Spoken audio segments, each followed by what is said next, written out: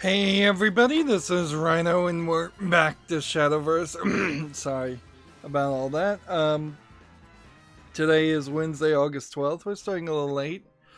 Some of that I can blame on YouTube just being their usual jackassery and getting rid of their old live streaming setup, which potentially has the chance of adding yet another 5 minutes worth of pointless work before each stream, which the setup to each stream is already a rather long process, and it's just a matter of making sure everything is working and flowing and all of that, and there's really no reason to need to go to, excuse me, it says I'm opening a Coke can. There really is no reason to go to YouTube's website, which they've also forced the dark theme on me for no reason. But yeah, I should be able to just hit the start streaming button and be done with it, and unfortunately that is not the case. So yeah, once again, like many YouTube content creators, I'm starting off rather peeved at YouTube for just being asinine right now, when they have a perfect excuse to say, hey, let's slow down some things, let's not force people into the new things, let's not change things just for the sake of changing things, which is, I think, at least 40% of everything YouTube does is that there's somebody is hired, they've got new ideas, they want to let those people implement those new project ideas, and then that person moves on and gets fired or gets transferred, and then somebody new's in charge, and nothing good is ever accomplished from it. It's just stroking the ego of YouTube employees, of which is already far too large of an ego already, and that, I think, that goes all the way to the top. Meanwhile, let's do the accountability section here. I did a lot yesterday, and I did nothing yesterday all in one sense. I didn't do any pre-recording, because I am in this position where I need to do all the practice missions, and I actually have been able to find a decent deck that actually seems to sort of work. So I have a Forestcraft deck. I've been playing. In the process of playing, I've won 5 ranked matches, so that's 20 rupees there. I've reached level 40 with Forestcraft, which gives me a couple of animated cards. I've also reached level 45, which gets me 3 more basic cards in animated versions. I was playing ranked to get the daily quest worth of temporary gems, and at some point that brought me to D1 in unlimited mode. It's actually an unlimited deck. I then was doing the practice things, where with this deck I've built, there's a decent chance I'll be able to beat all of the heroes, all 8 of the hero classes, in all 3 of their available elite difficulties. Each time you do that, you get 200 rupees. So there's quite a lot of gold that we're gonna get. But also, this is kind of the last opportunity to get any gold. Once all these achievements happen, your score rewards are pretty much it.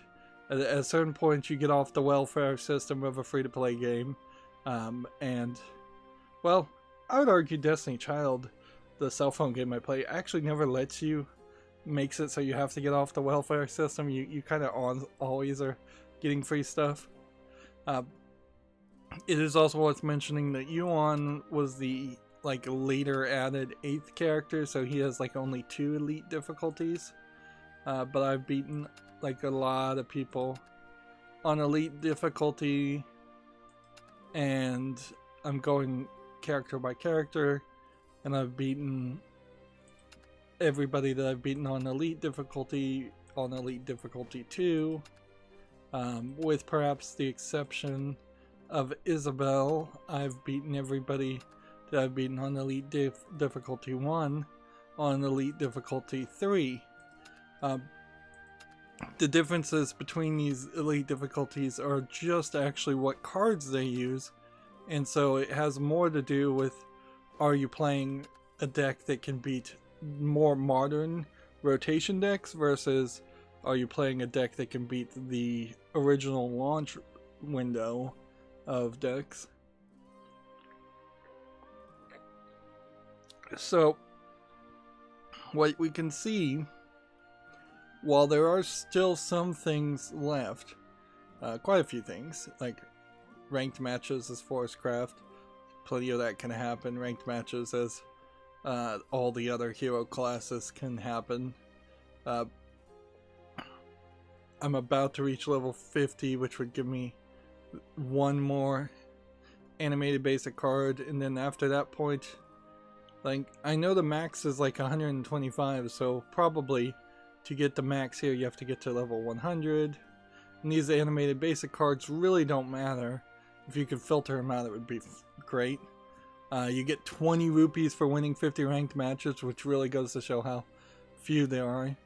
And what I want to focus on today is not the Take 2 matches, but the Open 6 matches, because we now went up 2,000 gold, and I don't think in the new expansion opening 50 packs so much helps me as it would be helpful simply to just have more of what is in rotation, and that is what Open 6 will do. It will be a draft of the most recent expansions, and drafts are exactly what we're looking for here. As far as the practice, I'll still need to spend an extra day doing Urias, Eris, and Yuan, and that'll get me a few more things. And then I still need to do the private matches, which is not as efficiently run as I would like it to. Although I did learn one thing that was rather interesting about, gives a challenge ticket even. Nice. We may not even have to spend any gold. In looking at the Shadowverse Reddit that then pointed to their Discord, there was kind of this RSS bot, and I haven't done anything with my own Discord that I set up on just a whim, so I set that up as a new thing. So I don't know if I even advertise my Discord. Frankly, it should probably be like a Patreon only perk, but I don't have any patrons, so that'd be kind of silly too. Here's your current emblem, and I just got a new emblem. This is the Shadowverse emblem, which is 5 dots at the top, 1 in the middle, and then 3, then 1. So what is different? We have that emblem is new, and you get these fairly frequently.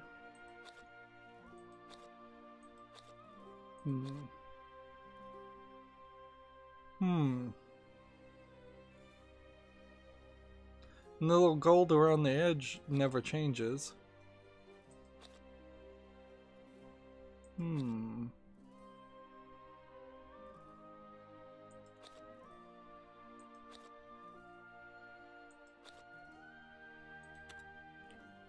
This is what we just got. Wave Crest Angler.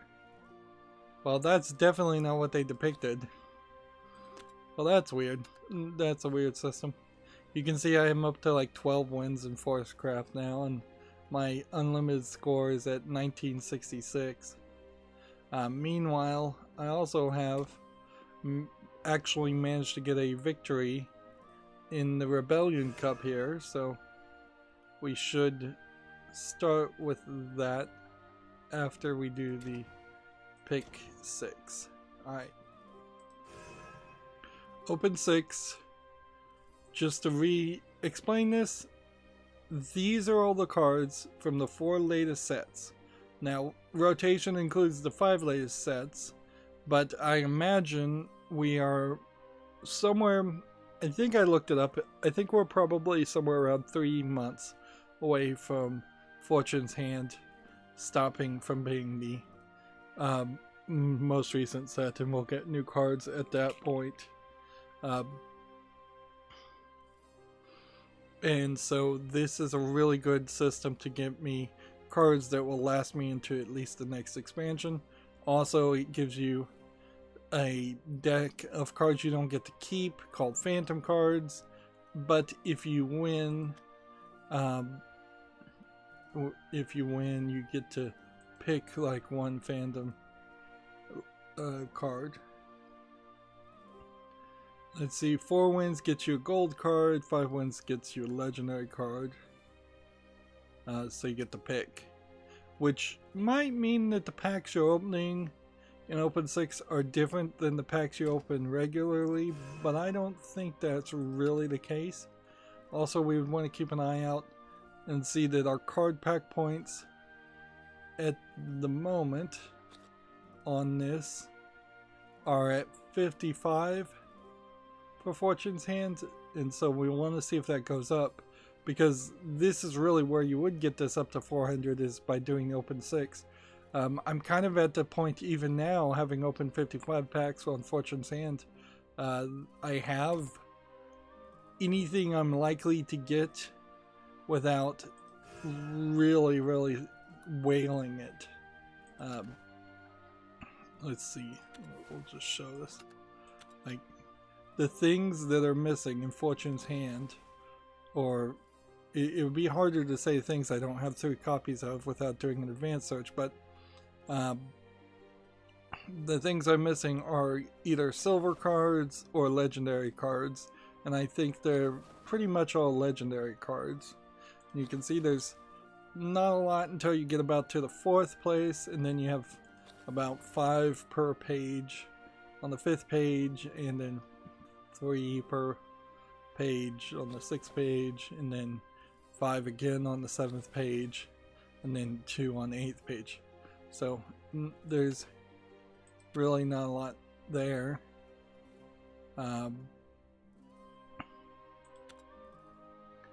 Let's see.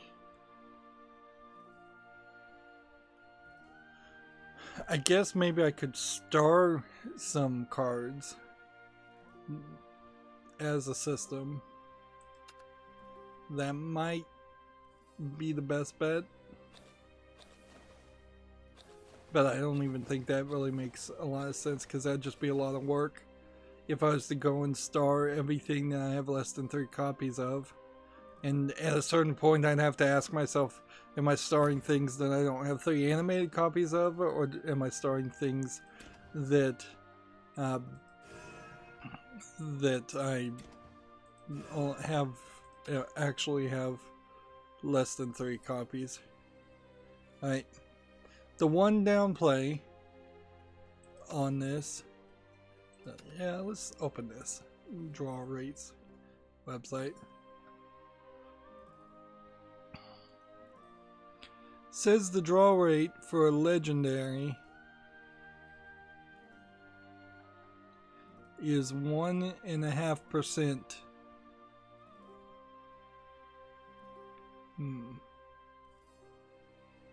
Which, okay. I'm gonna exit out here.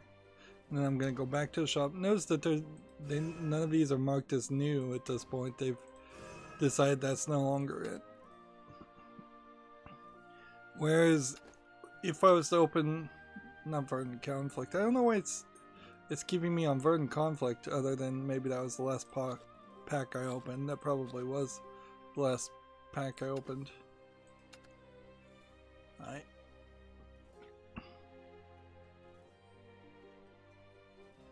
It looks like the draw rates are the same. Like, I don't think that they're doing anything crazy here. I don't think they're cheating, as it were. So open 6 should be fine. It will use 4 tickets, or 600 gold, which apparently tickets are worth more than gold. They're worth, I guess, 125. Would that be the right? No, it would have to be somewhere around 130 gold each. Somewhere around that, a little less than that. Alright, well, we're gonna open like 2 Fortune's Hands packs, a World Uprooted pack, a Ultimate Coliseum pack, and a Verdant Conflict pack, and a Phantom card pack, which the Phantom card packs are the crazy ones. So, the way this works, let's see, let's click on these cards so we really know what we're getting. Here we have, I think you're guaranteed these, so you start off with a guaranteed legendary. Let's see, put a Treacherous Reversal in your hand and banish this follower. Can't be destroyed. What's a Treacherous Reversal? Let's see, banish all cards in play, banish all cards in your hand and deck, put 10 copies of your opponent's played this match, excluding this card, into your deck in the order there. Play a transfer Reaper at the bottom of your deck into a victory card.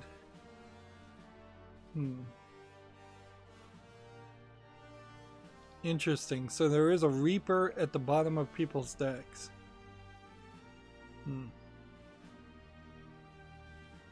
Treat all cards that have been destroyed as if they're banished. Put copies of each card into your opponent's hand.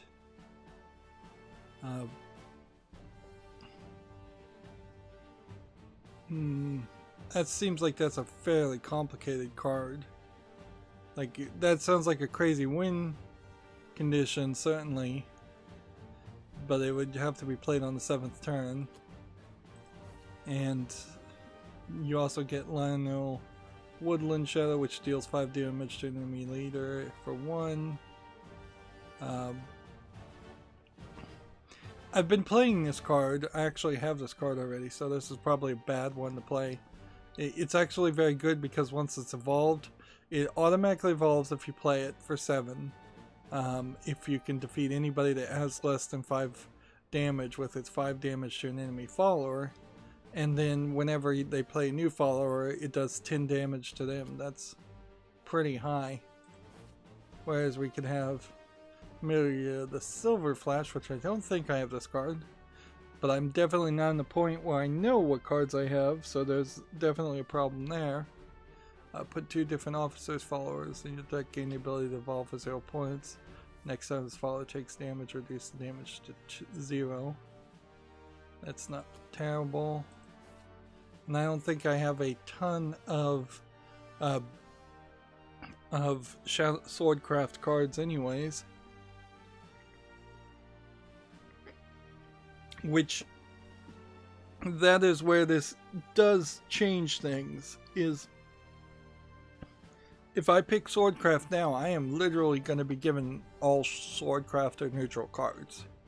So, very quickly, if you preference just one style of gameplay, you can focus on that and get all the cards, or you can accidentally just end up with a lot of extra duplicates.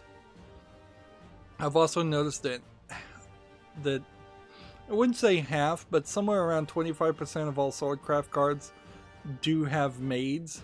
So it is kind of this weird fantasy world where the maids are also sword carriers. But they're all like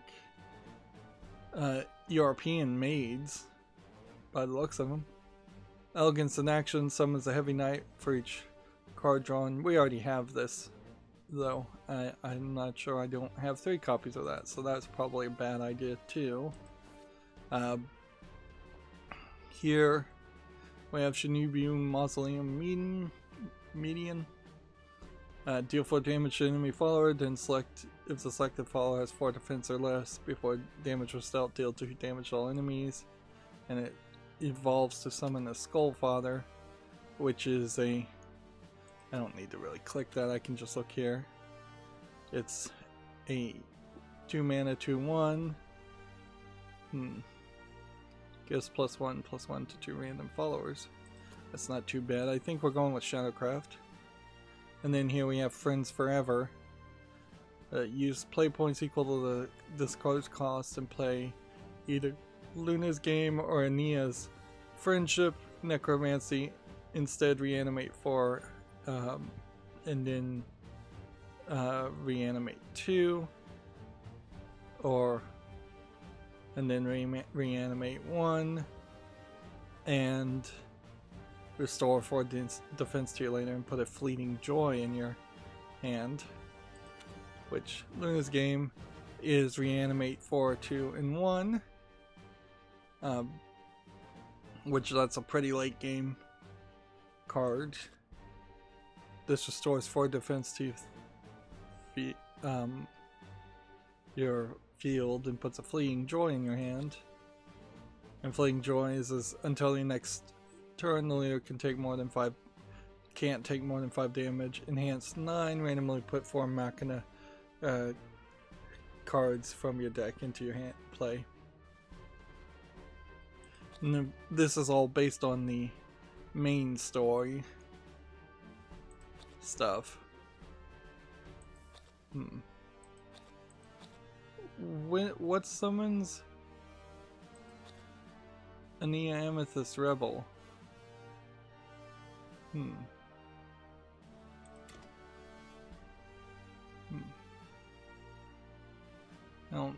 I don't think this card does that, but okay.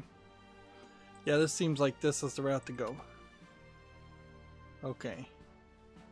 Let's go.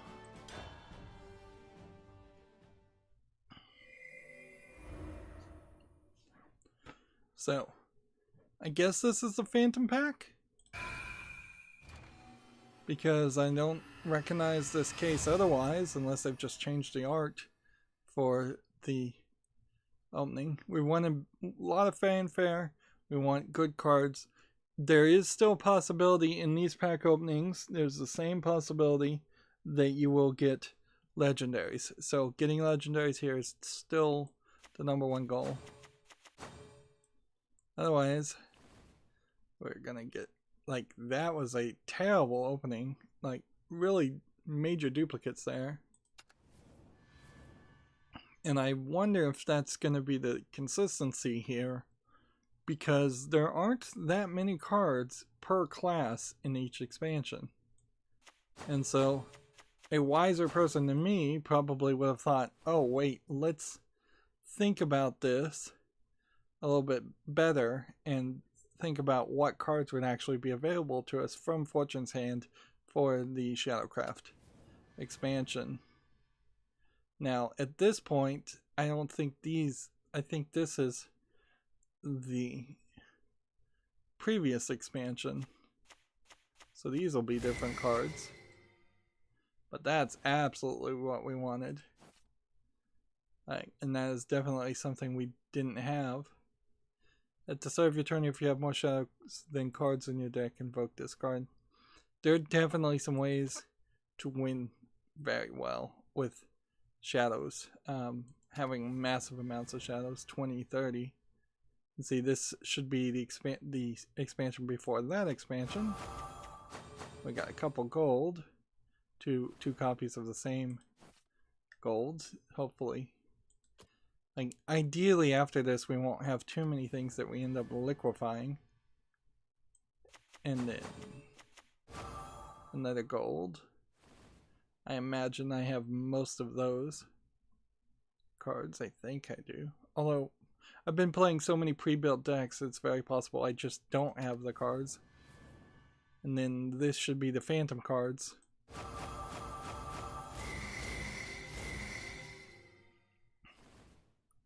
Which, of course, all of these are gold. We should look at all of them. The follower is summoned with a spell or effect, gain X plus X plus X, and rush. Wakey wakey. This is a card I haven't seen. Let's see. I hope to unify nature and machine. Let's see. If at least 3 other Machina cards in your hand, deal 2 damage to enemy. If you have at least 3 natural cards, restore 2 defense to your leader. Yep. That does seem like where the main story is trying to go. Is like you have a half natural and half mechanical cards, or natural and mechanical cards fighting each other. Reanimate 10 whenever you perform a burial rite. Draw a card. I don't think I'll be playing that. Another Friends Forever, which I think that's extra to what we've already are guaranteed. Let's see. +3/+3 in ward. Destroy an enemy follower. We'll probably play all these cards. Fusion, Machina, and Natra. This is what you'd want. Like, because having any card with fusion, there's only like 5 of them in total. So ideally this is what we want to pick, but we may end up having to pick, say, this instead, because, or we may lose miserably.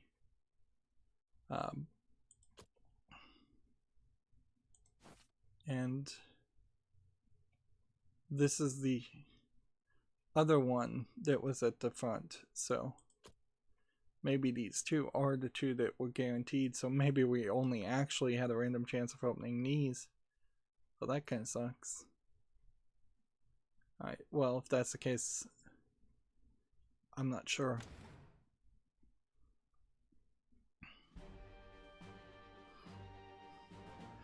You can see we already have gotten those cards, though, so they know.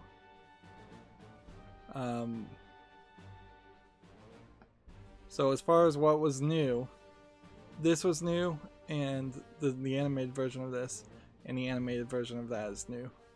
And I'm up to like 4 copies of this that I got just opening. And then World Uprooted, we had a new one here, and then those aren't new, and then this was new, and then those aren't new. Which isn't to say that some of these cards aren't filling in gaps. This is new, which is weird because I would have sworn I had that, but apparently the gold wasn't. And then the phantom cards, none of those are being labeled as new because you don't get them yet. Okay. And that leaves you with 48 cards. So it's just going to become a question about what do we want to get rid of. 7.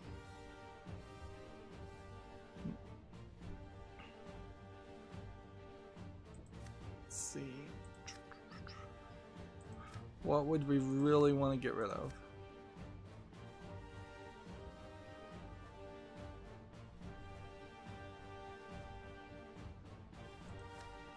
Well, there's a thing here we can start with by just saying, hey, you can only have 3 cards in play. I think that's still a rule. It'd be very weird if it wasn't still a rule. So if I just go for that, it might not be a rule. It might be that if you have the luck to draft the same card over and over again and it turns out to be a very good card, you're more than welcome to play it. Let's see. Clash of Heroes, I don't think is a particularly good card.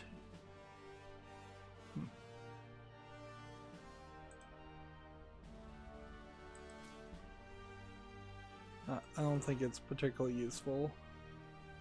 So then that will just leave us with 4 cards to think about getting rid of. And I think if we look,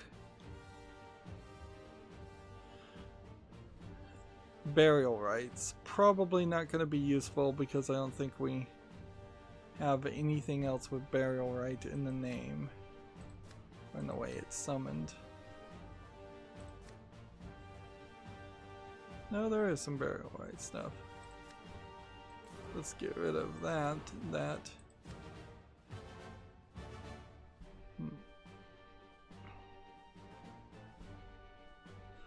There is, I guess, a question of let's see. Get rid of that. There is a question, I guess, around how far I'm gonna get with this. I'll probably just lose. But honestly, there are some points in this game where it does seem like I've already solved, I've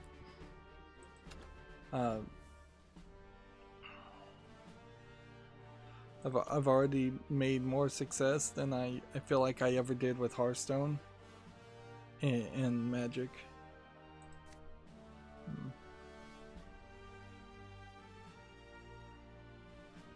Need one more gone.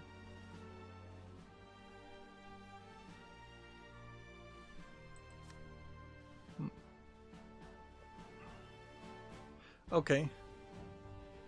Let's get rid of that, because that can't be played anyways.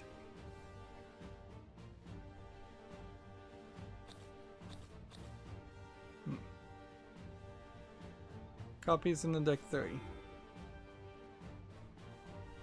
Interesting. It's not stopping you from having more copies.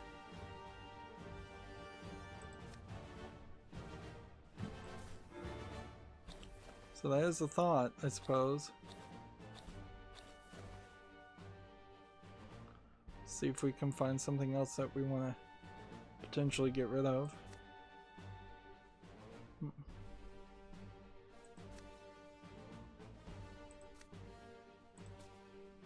Like, with my Forcecraft deck that is the winning for me, there is a level of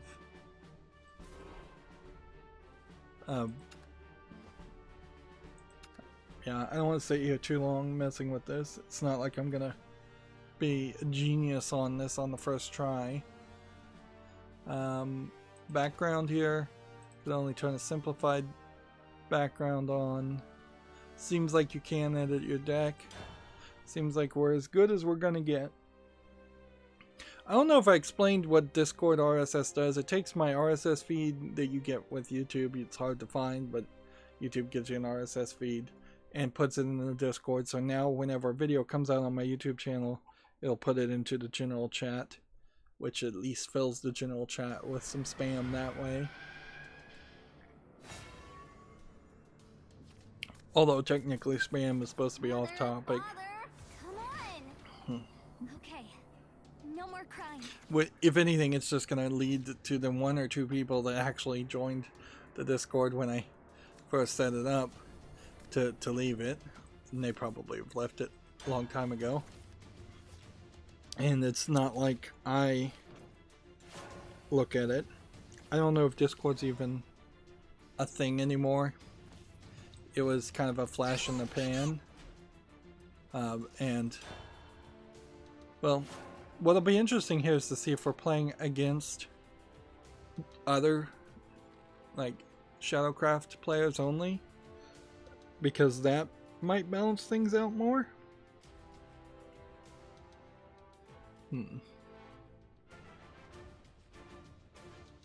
Yeah, that might balance things out a lot more and help. And we'll try and keep an eye on what these cards do.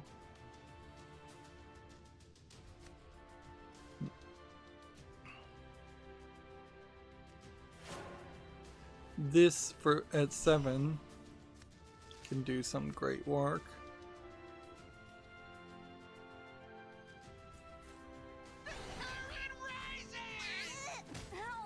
And we'll just see how this goes.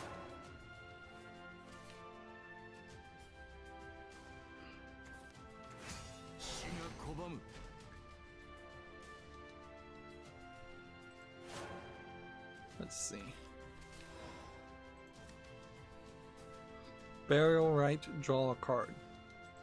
So now when I play Burial Rite, which is a way to not play it with Burial Rite, but I don't think there is a...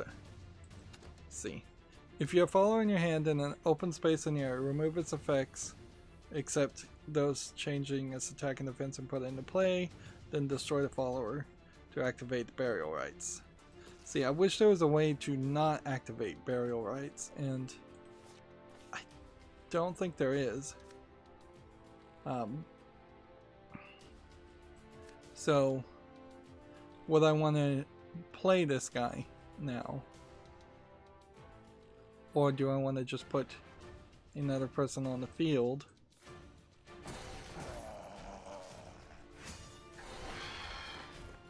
I think that's the right move.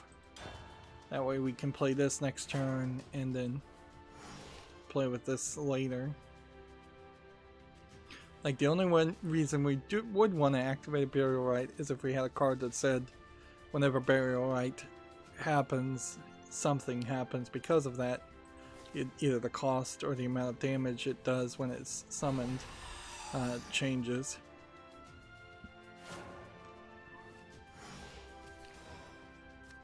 Okay. For 6, this will evolve.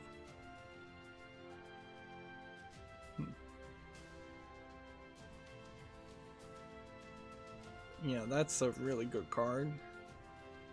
I'm not going to have any necromancy at this point.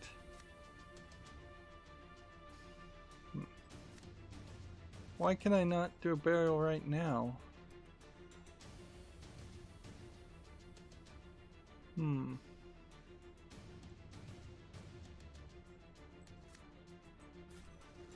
Oh, I can't do a burial right because there's not enough room.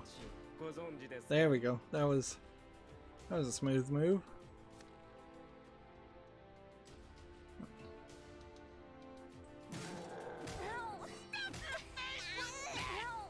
And so we've got her down to 11 out of 20, and for her class, that's pretty bad. She can evolve, and we can do a face race if she wants. And she has one more evolve, so there might be some advantage to that.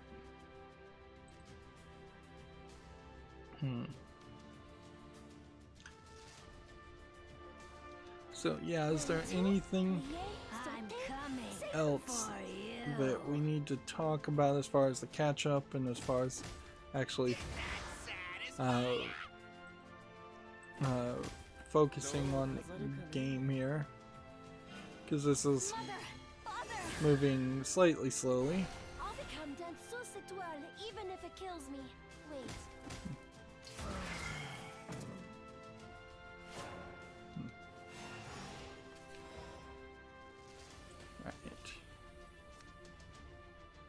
Start of the turn, if you have more shadows than you have cards in your deck, invoke this card. Well, that's not going to happen. Once on each of your turn, when you perform necromancy, gain X shadows and recovers. Okay. So can I do necromancy anytime soon? Bane, evolve.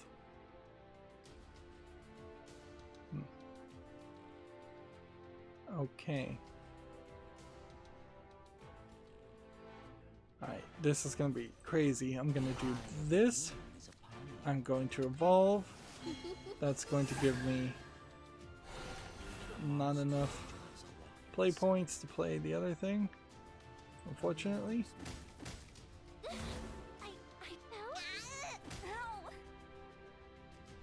But that should set us up. We now have this effect once on each turn.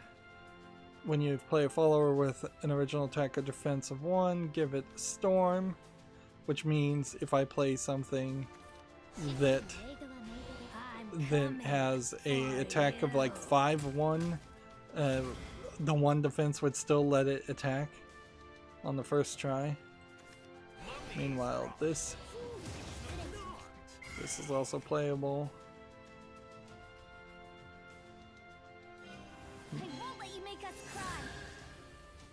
But I will just play this next turn.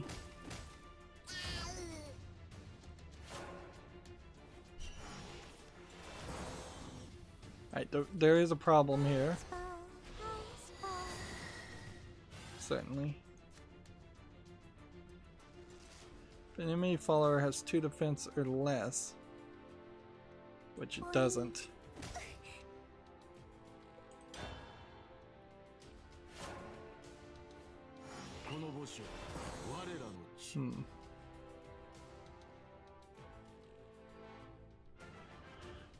So what else can we say? Give it ward.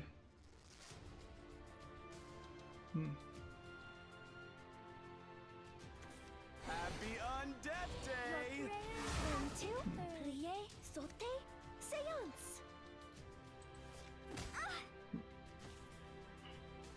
Yeah, I'm gonna be outplayed here. I've overplayed my cards. Alright.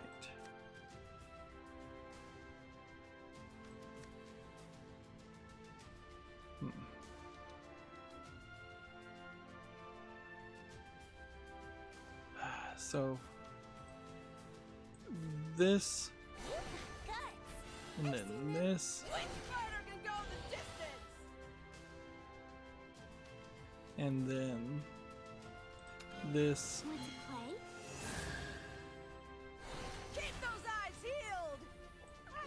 and then here,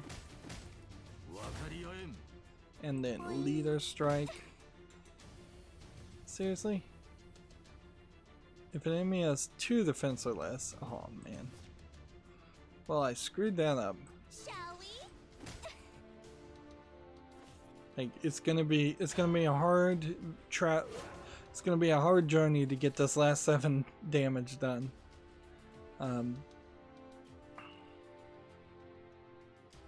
But maybe not. Maybe they think I've got something here that would save the day. And do... Actually, I only really need to do 1 more damage? My throat hurts.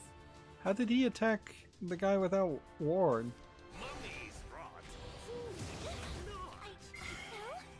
Like, I hate that it locks you into the overlay until it's your turn. Like, clearly they need to adjust that. You're mean. Because, like, it should either fade. Alright.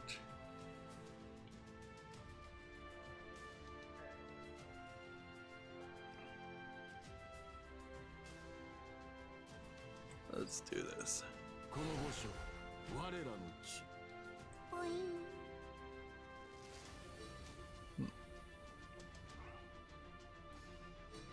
What do we want to do?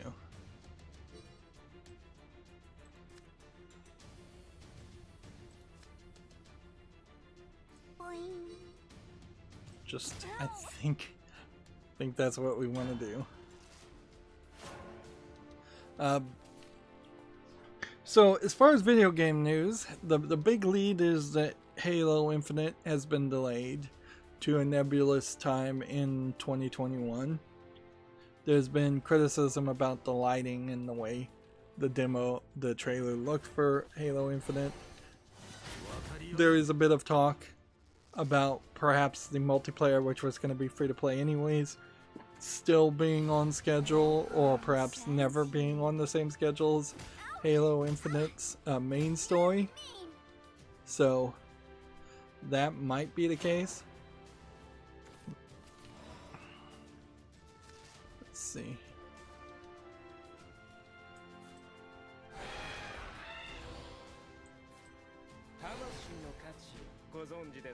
Like,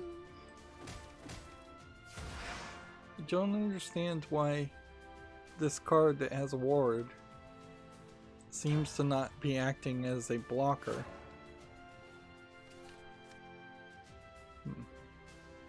You're too strong. Yeah, I'm very confused why that played that way. They were able to avoid my character with ward multiple times. And they really need to fix this part where... But I'm not surprised I lost either. Let's be honest. Of the cards I got, I think I probably did about as good as I could. I think when you do drafts in general, you do tend to have a very random outcome. And that's not really the best reason to do a draft. Compared to a Magic the Gathering draft, though, it doesn't seem like you're really opening draft packs and comparing those draft packs.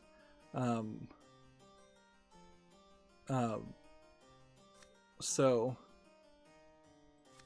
there is, I think, a slightly different experience here, and probably a better experience here, if I'm gonna just be honest.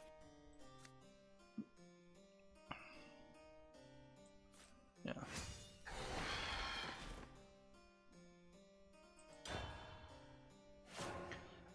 You get to play more of the cards that you draft, so I think that kind of effectively puts everybody on a more balanced footing.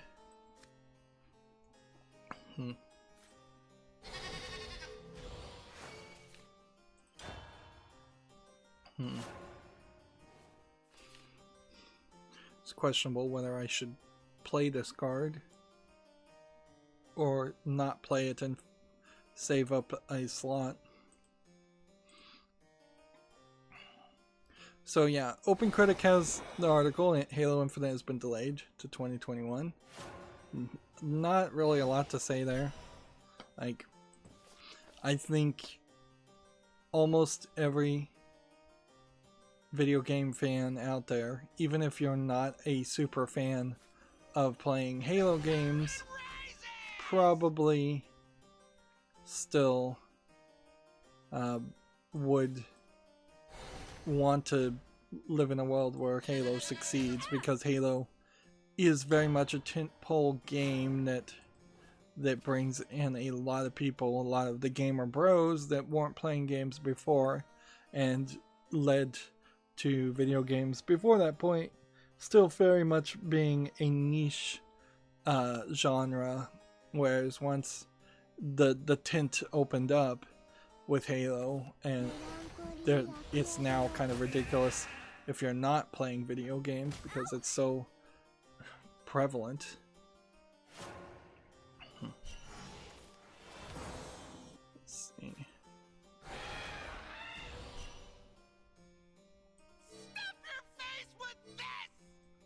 Is there a reason to evolve?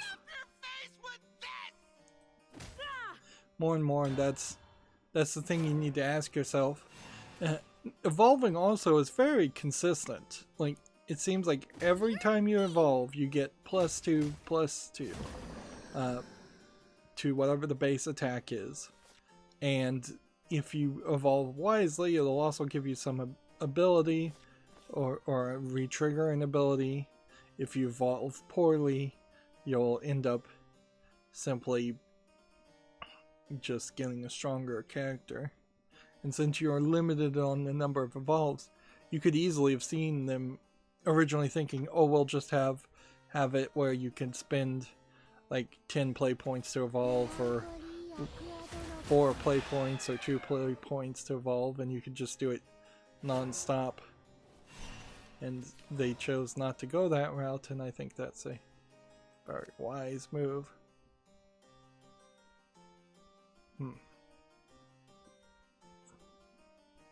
If I played this now and then did burial right, I could draw a card. I don't know why I would specifically want to draw a card.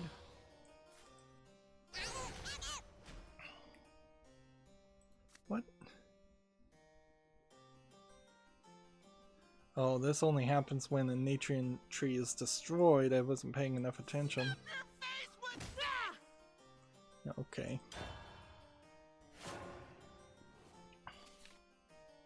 So pretty much this won't ever get its activated ability activated. Gematsu has a job listing for Robot Entertainment as a senior VFX artist. This is in Plano, Texas, which this is the developer of the Orcs Must Die series, which I would say the Orcs Must Die series hasn't been amazingly successful. Plano is probably, I think, 2 to 4 hours away from Frisco, Texas, where Gearbox is. So it's not like they're side by side, but there is kind of a general north of the Dallas-Fort Worth Metroplex area where gaming companies tend to exist. Alright, evolve. Free evolve to smash. And then go ahead and smash again. And then attack here and attack here. Of course, these will restore 2 defenses every turn until overflow is activated. So you generally, when you're playing this class, you want to play Dragon's Nest as early as possible to just kind of keep you alive for the first 6 or 7 turns.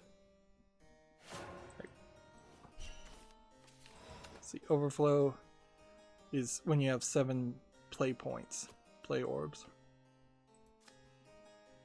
Let's see. Burial Rite. This is our top tier card.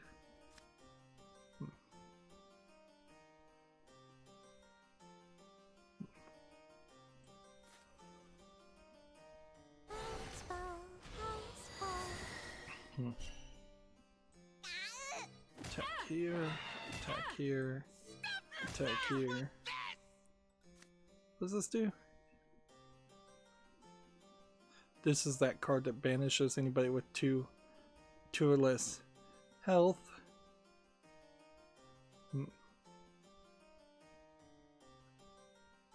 So, okay.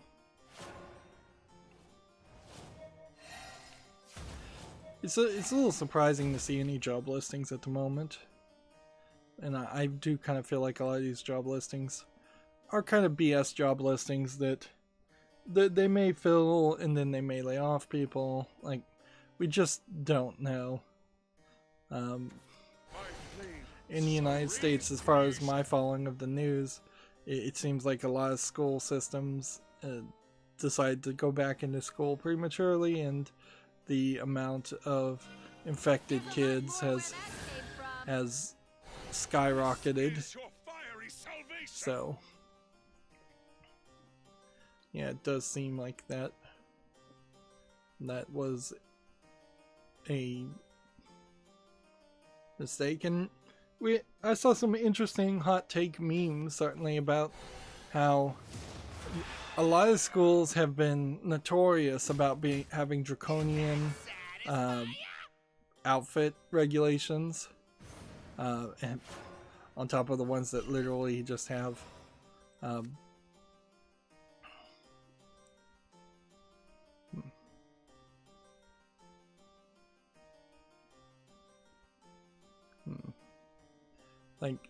like the idea of spaghetti strap, tops in high school being not allowed, and yet the schools can't force the kids, seem unwilling or unable to force the kids to wear masks is an interesting thought, to say the least.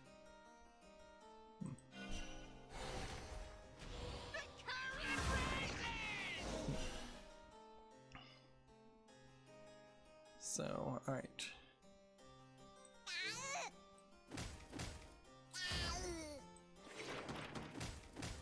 Never lose that conviction.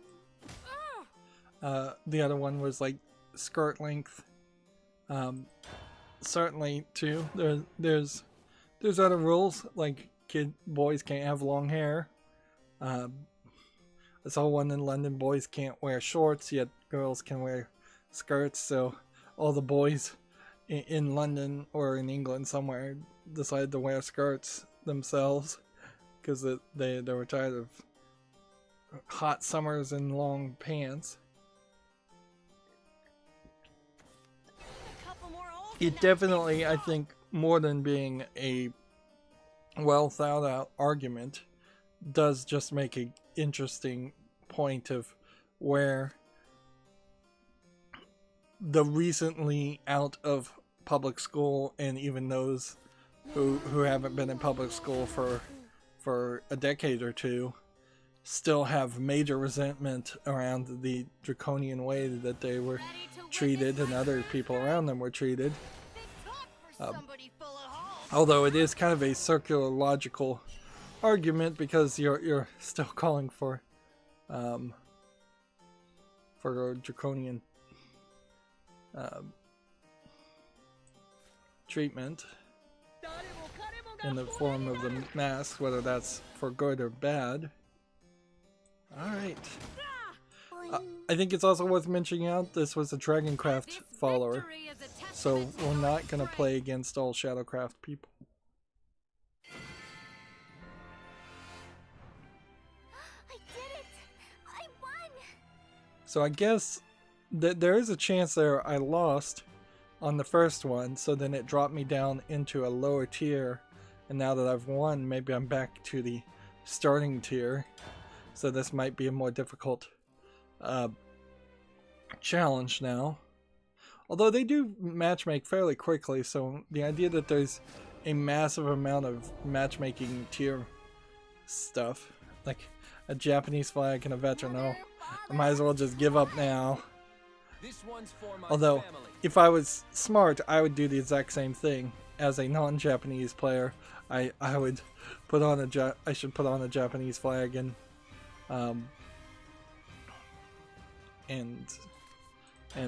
use the veteran flare if I even have it.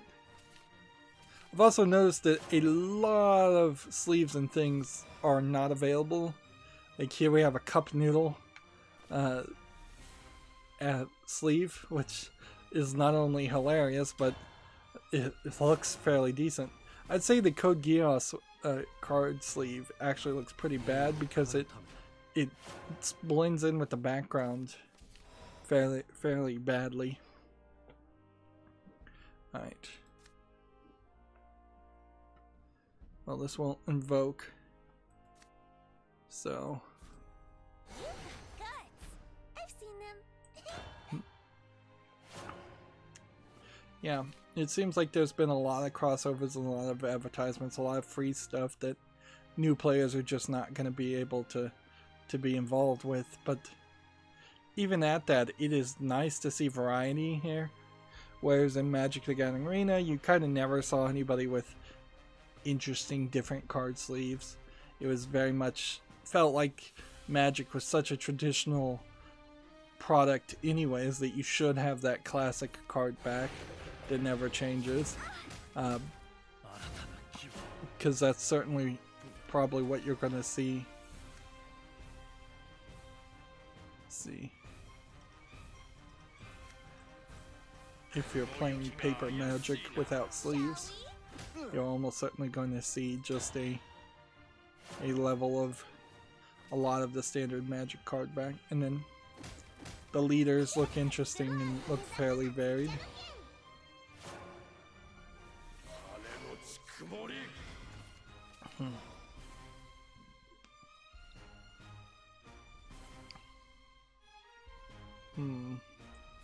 Well, this is buying me time. Can't complain too much about that.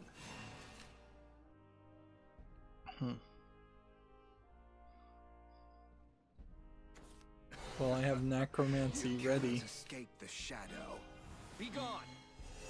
He's gonna try and play Shadow Corrosion, but he hasn't played any. Hasn't played any nature cards. Alright.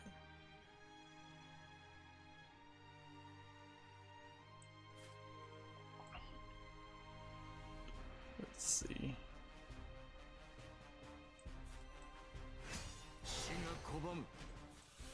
Mummies brought. Food should not. Do I want to kill something here with an evolve? I don't know. We don't have a ton of news, but I need to cover it.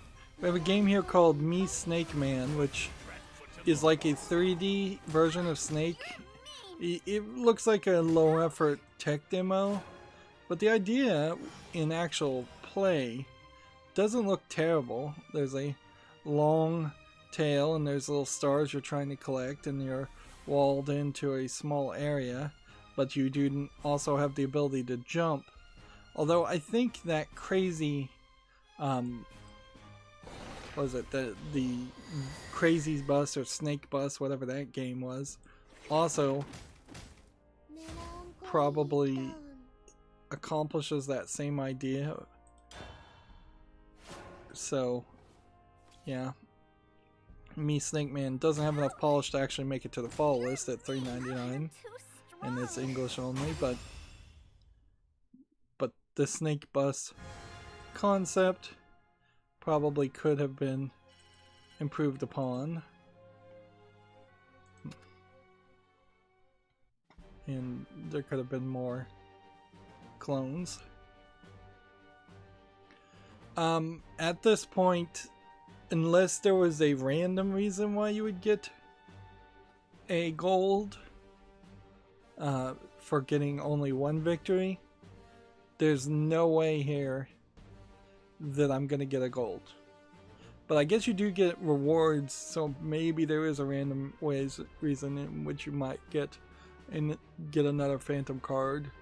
But it definitely goes to show that the smarter people, the experts playing Open 6, are going to get rewarded a lot better than new players playing Open 6. On the other hand, new players are going to get rewarded because they're going to get new cards, and this is a better way to build out specific characters' cards, somewhat, although maybe not really so much. Particularly, I guess, if you were missing like 5 legendary Shadowcraft cards, and you were missing no other Shadowcraft cards at all, coming in here and playing Shadowcraft would be a much smarter move with the Open 6. Although, at a certain point, you've opened 400 packs, and then you have tradables, so then at that point, that's where the tradables come in, is if you were missing 5 Shadowcrafts legendaries, you probably have 5 extra legendaries that could be traded. Mother, father, come on! Time for me to prove myself! At least in theory, I think that's how that would work. I'm not 100% sure if that's the truth.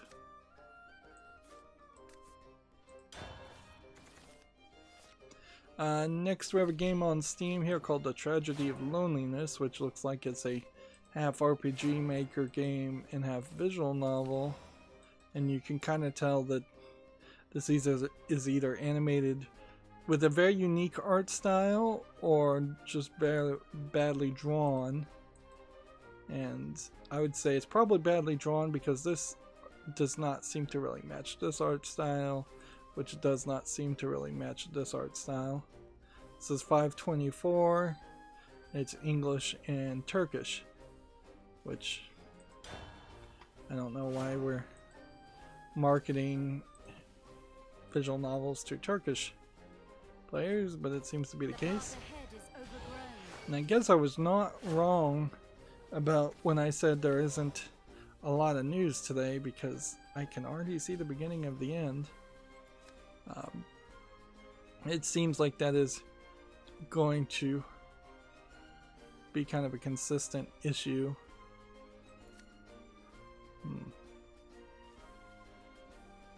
Nature and Great Tree, or play this, or play this.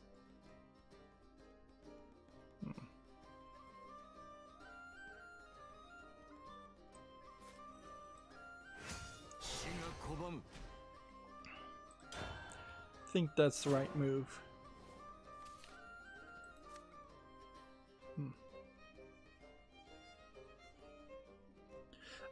Yeah, Giant Bomb on their Bombcast, which at this point I can't stop listening to it, even though I was getting to the point where I kind of wanted to. They actually had kind of a funny podcast, which they haven't had in like 2 or 3 years. Maybe since like Ryan Davis died. And so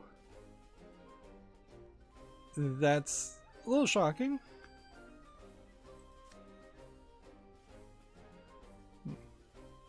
Two nature cards. Play this. Save 5. It tastes do this. better than it looks. Wow, this is a Netro card. Didn't realize that. Wow, I probably should play this and see how this fusion works, since I have a high chance of not getting that card and not knowing how it works, even after having opportunities to play it.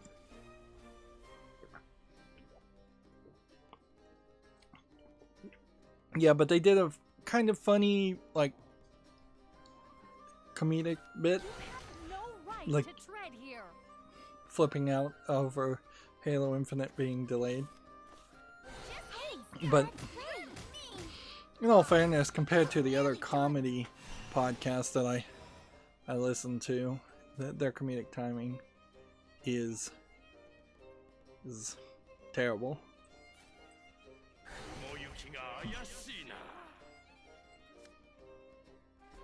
Let's see.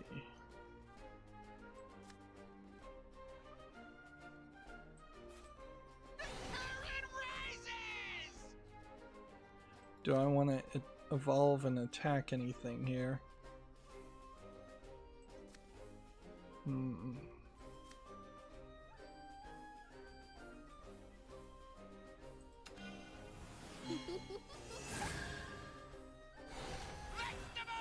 Behold your king! Let's see. Stuff your face with this!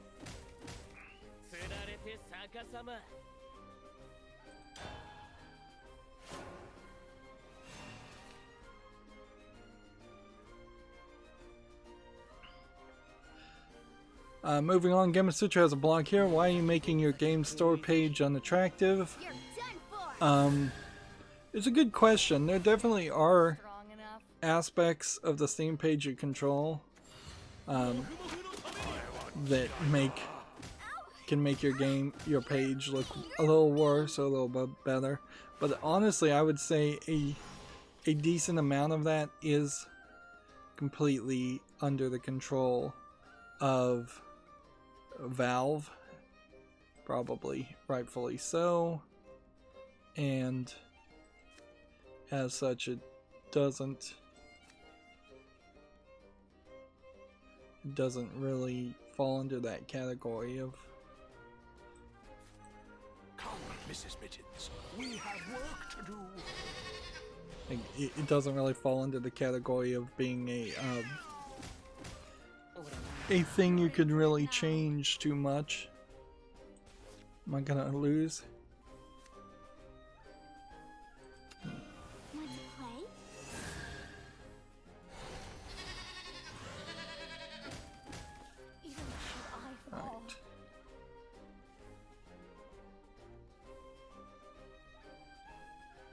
This could do 2 damage to all enemies. If we can get it into play. There definitely are people who put games on Steam that are simply just putting like hardcore porn screenshots that one assumes are representative of what's actually in the game, but aren't actually very representative of what the gameplay is or the quality of the game, and are trying to attract that way. And that's probably some of the more typical bad ways in which those are done. Let's see. Recover 1 evolve point.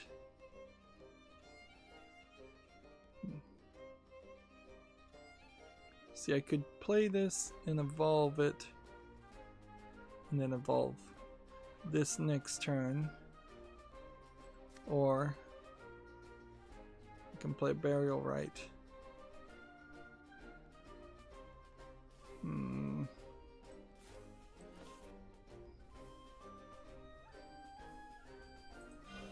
Happy Undeath Day! Okay. I'll show you. When life gets boring, the living get frolic with the spirits. Aw, beans.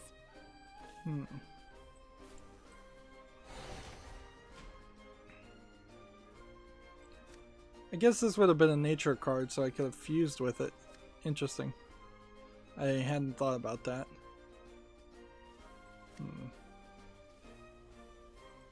Well, this will Union Burst next turn and potentially win or turn the tide for me.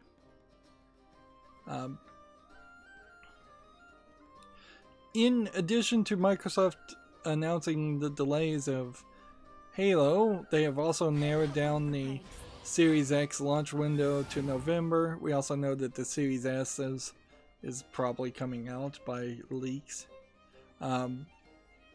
which will be just the cheaper version.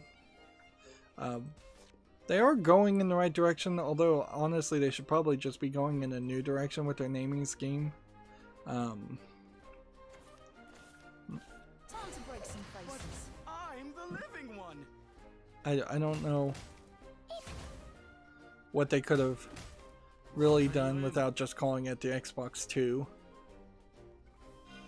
It won't be long now. Or something like that. Like, see, that doesn't fully make sense either. Alright, am I gonna win here? This will do 4 damage. This, which then could do 2 damage, which could then turn the tide.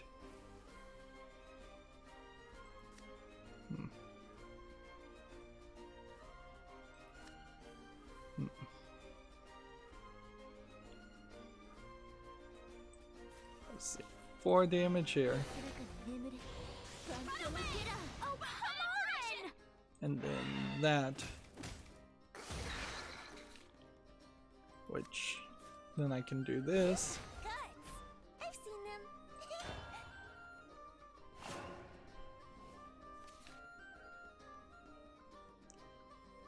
But all he needs to do is 2 damage, and a Forestcraft character with 5 cards probably has a high chance of being able to do 5 damage. Good luck.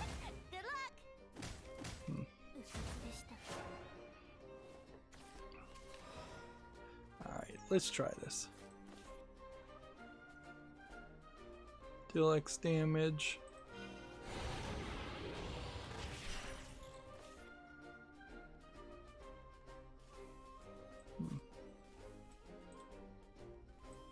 How do you fuse?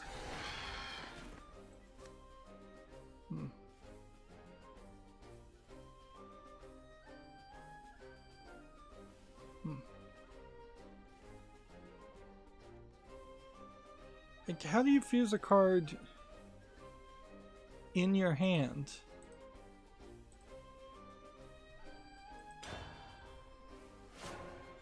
Well, I've just lost, and apparently I've been doing this wrong. So strong. Apparently you're supposed to fuse the cards in your hand, which is not how I saw fusion used before, and it's not what I would have expected for it to, for how it would have worked at all. Unless there's some other way to trigger a fanfare, which I've never seen a card that does that. One more match and one more victory would be nice, but it's not going to be a lot. Gematsu chose an article here. Sega reports a loss despite strong video game sales. This almost certainly has a lot to do with them shutting down their arcade, since Sega made tons from their gambling from the Pacino slots and pachinko games and other things. Amusement machines, resort businesses. So apparently they had some resorts too. Which, yeah, that is gonna hurt Sega in particular. And I don't know if there's enough of a reason there to really want to see Sega particularly fail miserably in their other business ventures, so that then some company like EA would buy the Sonic franchise and handle it. On second thought, actually there's a very good argument for that, come to think of it. Yeah, that would be actually very preferred, to get Sega Sammy out of the video game business and put Sonic in the hands of somebody who even has a slight chance of doing something well with it. In all fairness, they did license it to the movie, and the movie managed to be a decent movie, and they licensed it to cartoons, and the cartoons tend to be not terrible. But yeah, I do think, while I wouldn't want to see it go into the hands of any of the big companies, not Ubisoft, not Activision, not EA, Sony buying Sega doesn't fully make a lot of sense either. See, I need to see if when this dies, that counts as a shadow. There's actually like a Dragon Craft card that activates if you have a certain number of shadows. So you secretly have a shadow counter even if you're not playing a Shadowcraft character, which is weird. So it was at 5 and it didn't go up. Probably because it was banished. Let's see, do I want to wait till 8?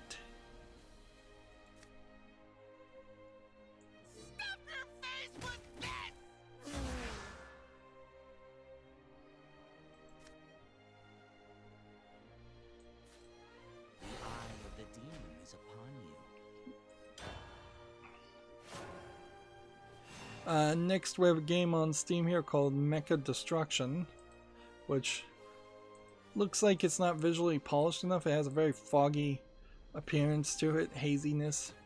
The idea of running around and destroying a 3D environment, much like that arcade game from many decades ago, is interesting. Playing as a mecha is a little less interesting than the monsters, but that might be for copyright reasons. But yeah, there's a lot of work that would have to be put into this to make it visually appealing.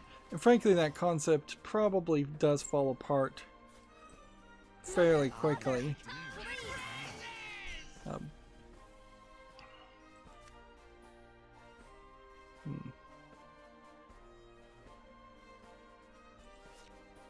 see.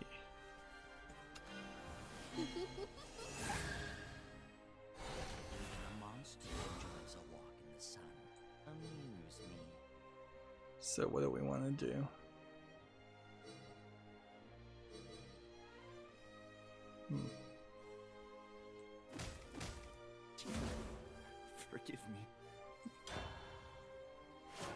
Mecha Destruction is $4.99. It's English only. Unfortunately, just not visually polished enough to make it to the follow list. Yeah, we are starting to getting to the point where these streams are... There's so few games getting announced that there's not even anything that needs to be considered. Which is nice, because that means more focus can be put into actually playing the game. What does this do?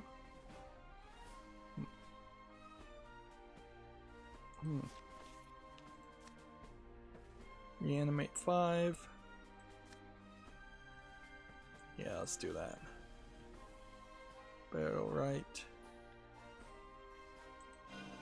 Happy Undeath Day!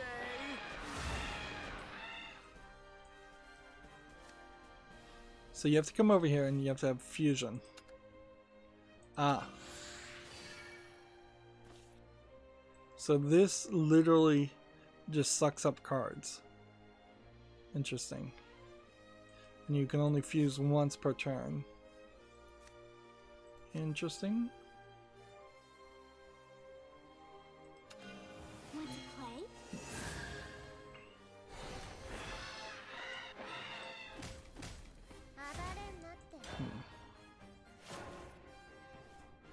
And I destroyed that card because it was going to restore 2 health to him. Not that I think that's going to save the day.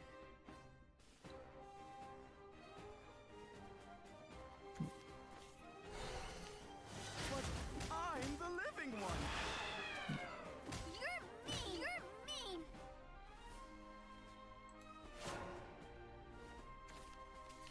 Alright, so here... Apparently I can't fuse anything. But I could do this to summon a zombie. And I can do this to draw a card. So let's do that. What do you think you're doing? And that.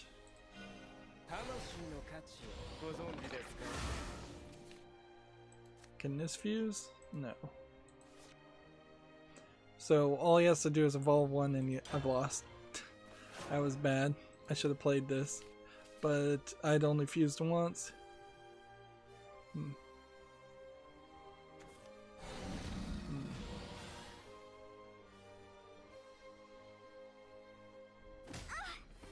And I probably could fuse with this card. Could have fused with that card more after I played it on the field. I just had to find the fusion button. So we get 1 win, which is better than 5 losses. So we open this. What is it going to give us? 100 gold. It would have cost us, I think, 600 rupees. So we wouldn't have made our money back on that. I think the odds are fairly low that you'd make your money back anyways. I'd pretty much liquefied all of the cards that I had extra before I did the Open 6 draft. So here we can see we have 3 of these, but these are basic cards, I think. Yeah, so we got that as a reward, and that's why that's new. Pretty much you can assume if I have 3 copies of the animated version and 3 copies of the regular ones, there's a high chance those are basic cards. Not to be confused with classic cards, which classic should have gotten a rename. Like that's what I would have definitely done, is said rename classic card packs to something else. Of course that would cost money and require art, and people wouldn't be super happy with it getting a rename. I now have 3 copies of this and this, and these 2, if you can keep both of these on the field for 1 turn, fusion to a 7/7 that does like 7 damage to all enemies when it attacks the leader. It's really cool. So now we have 3 copies of the animated version of this, which I don't know if this is a basic card. It is. Oh, I should have known that.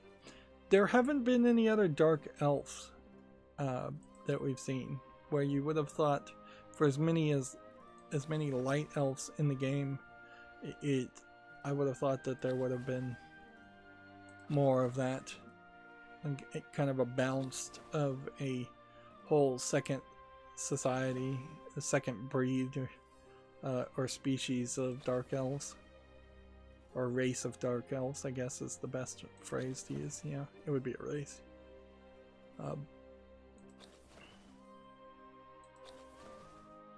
We didn't go through any rigmarole as far as getting the pick a phantom card, because we didn't win, unfortunately.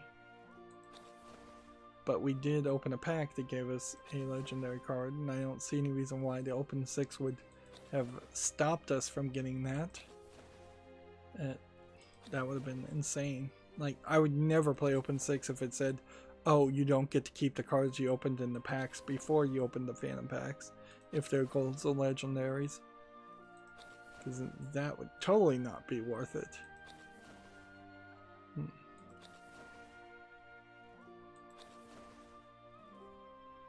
see. We should be at 57 packs opened for Fortune's Hand when we go and check that.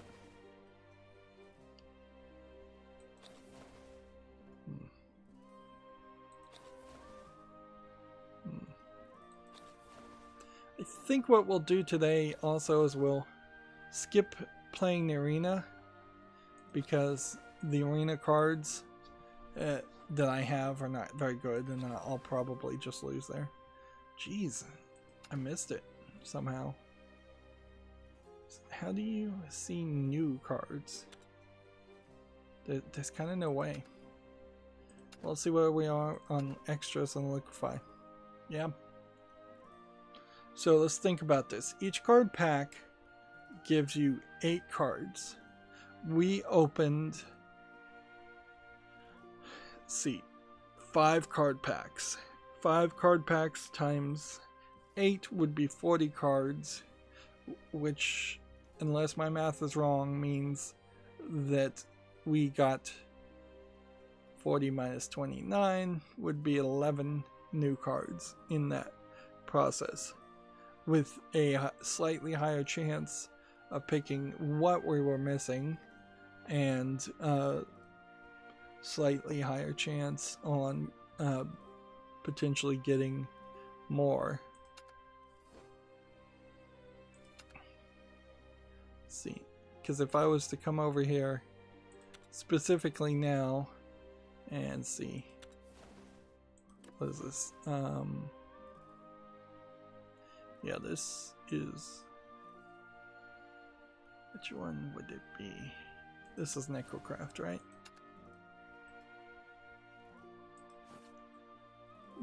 Shadowcraft, yeah. If we go over here and go into create mode and look at just in rotation Shadowcraft cards, you can see we're missing 1, 2. Well, no, there's. We have to start at the first if we were going to do this. 1, 2, 3, 4, 5, 6, 7, 8, 9, 10, 11, 12, 13, 14, 15, 16, 17, 18 cards are missed from Shadowcraft. Whereas if I were to just go, say, and compare that to Forestcraft, 1, 2, 3, 4, 5, 6, 7, 8, 9, 10, 11, 12, 13, 14, 15, 16, 17, 18, 19, 20, 21, 22, 23, 24, 25. So, yeah. It would be a lot of counting at the moment. But as we continue to play, it will actually make a lot more sense to double check what I'm missing and use Open 6 as a way of getting what I'm missing.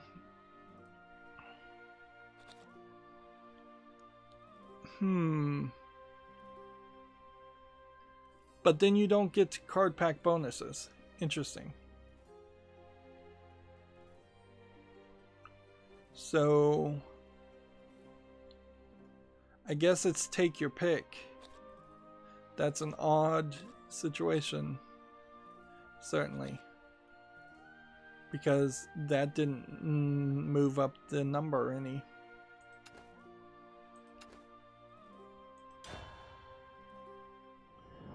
And that's probably going to be the last ticket.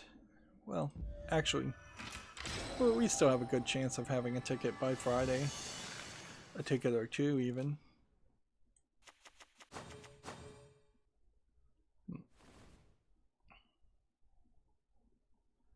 So I don't think that there's anything here that's not new. That's 8 cards.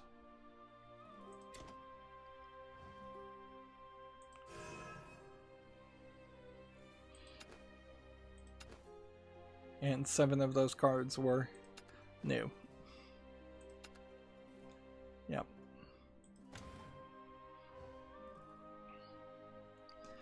This is where I think the ultimate greediness of Shadowverse and collectible card games shows its face. It's hidden very well, but it is there as far as the 1.5% chance of getting a victory,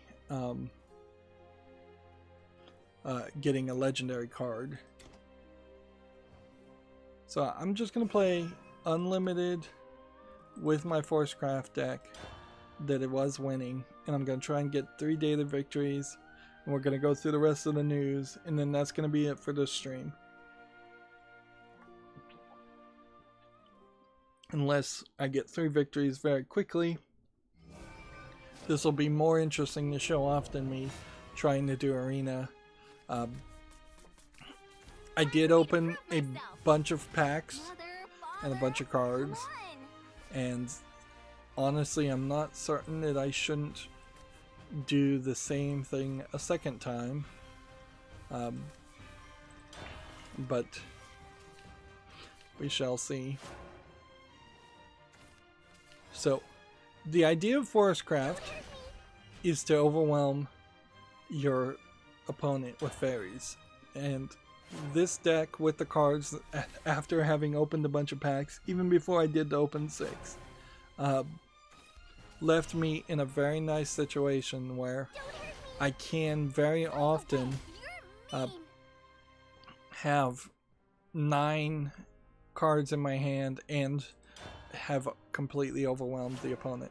It does suffer maybe from missing a end game card. Like 1 in-game card probably would help it a little bit. So if there is a level of if there is a level of safety or strength that the opponent can play where they do overwhelm, eliminate all my fairies, I often won't have anything to play there. And then there is certainly in Unlimited some people that just have everything. They have some strategy that just does not matter. This summons 2, and at the end of the turn gives each fairy on the field +1/+1 for 4 turns.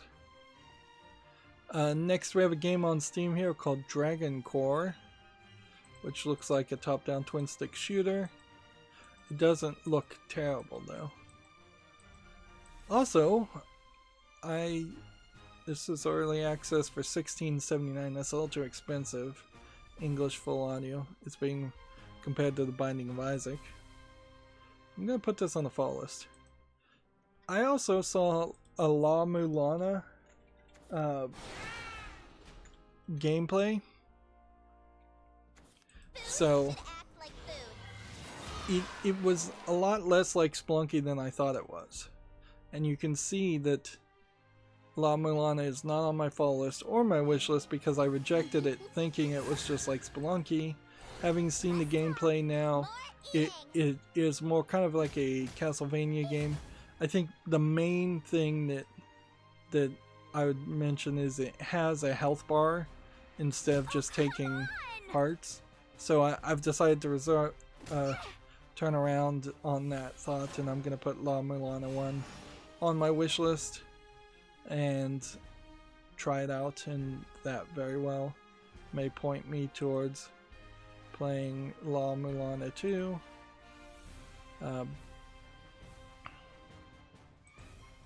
Which also is rated very positively.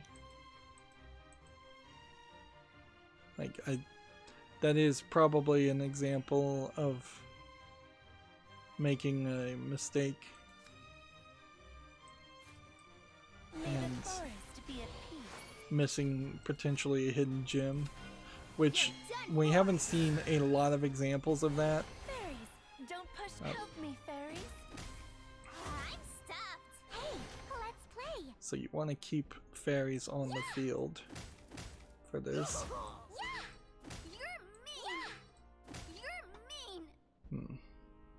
I could do this since someone evolved this turn and deal 5 damage, but I don't need to, so I won't.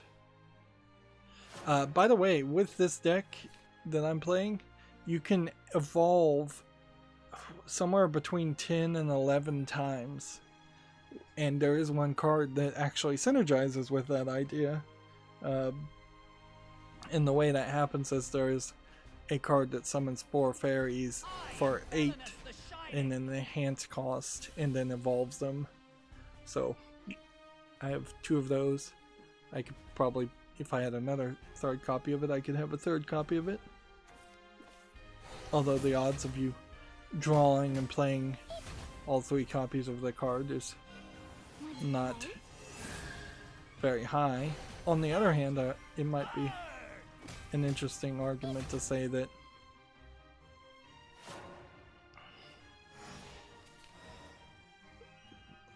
yeah, 3 most leftmost cards.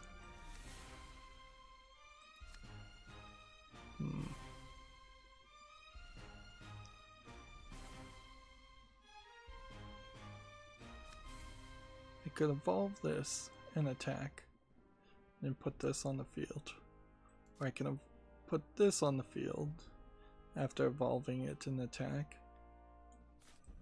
I think what I want to do, something like this.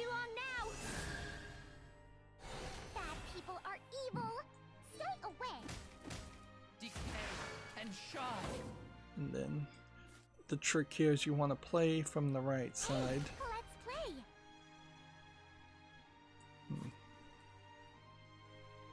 Shouldn't have done that, but whatever.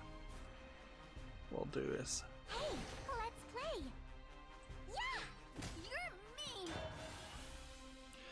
I've also noticed that there's no control of what cards are in your hand. They don't move. The leftmost is going to be the oldest card, and what same is true for what you play on the field. There are not really any cards that synergize so much around cards to the left of you or to the right of you. Hearthstone introduced that very late into its development, even though you pretty much could always have moved cards to the left or right.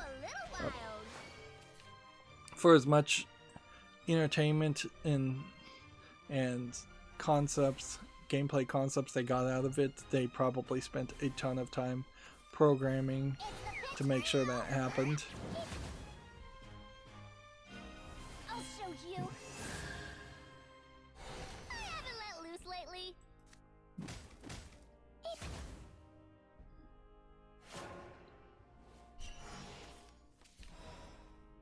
Alright, let's do this.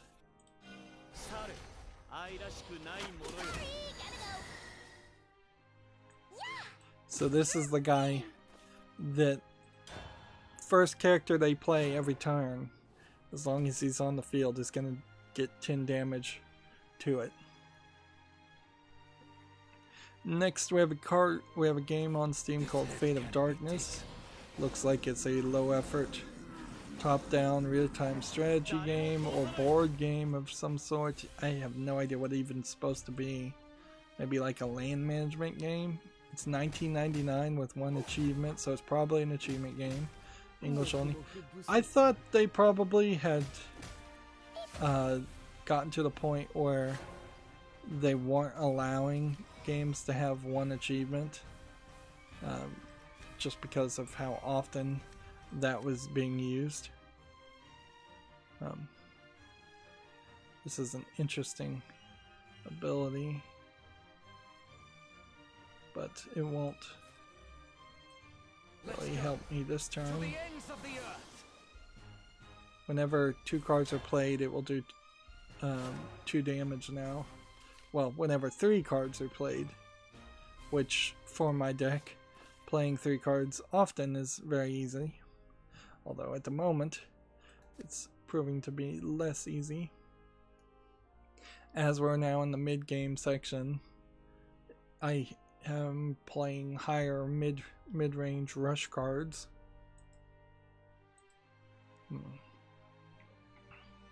Next we have a game called Combat Helicopter Surgical Strike. You can probably tell I didn't have the opportunity to curate, and there really wouldn't have been any games to talk about at all had I curated. Apparently this is supposed to be a combat helicopter game, but every screenshot I'm seeing seems to be either directly from a first-person perspective or on the ground. So I have no idea what's happening here. $18.99, and it's both VR and standard, English only. I don't see anything there that looks like an actual game though, and I'm not sure if there really is much of a game to run around as a combat helicopter. Like that seems like a secondary thing you might have in a Contra game. Alright, he's probably conceding at the moment, but can I do 3 things at once? Let's see. Yes, yes, and yes. This, this, The forest abandoned me. and this. And then that, and then I should win. You're too strong.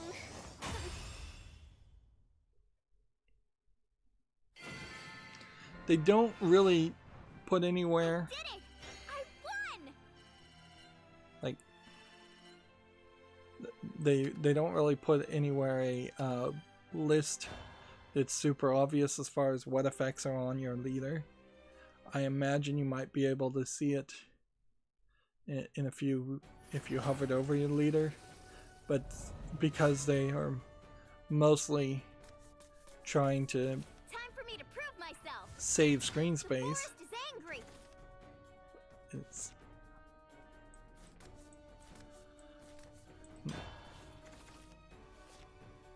I've been playing with this deck quite a lot and making little tweaks, and that's where I know I actually have cards and actually have a chance of success.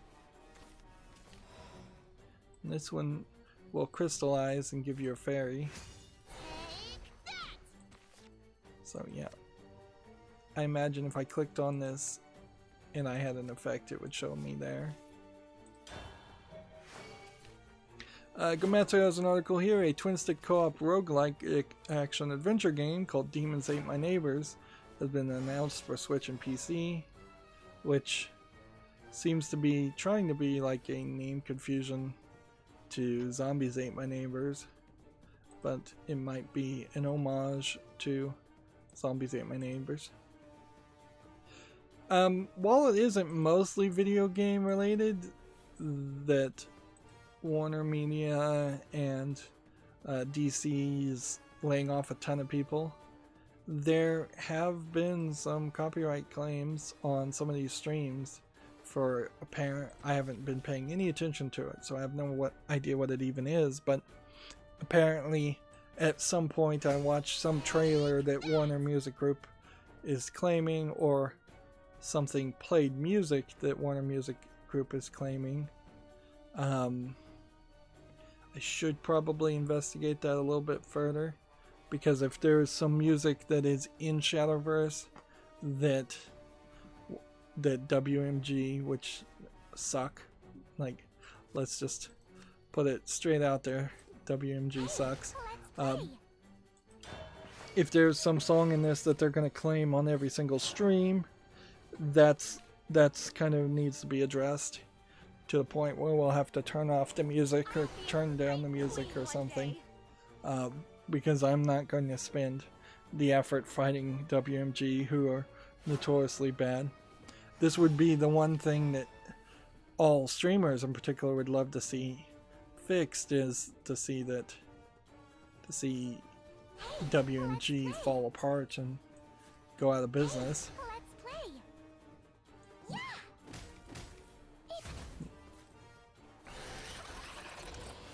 That would be greatly appreciated, I think, by most people, including even people who do business with WMG in the form of artists.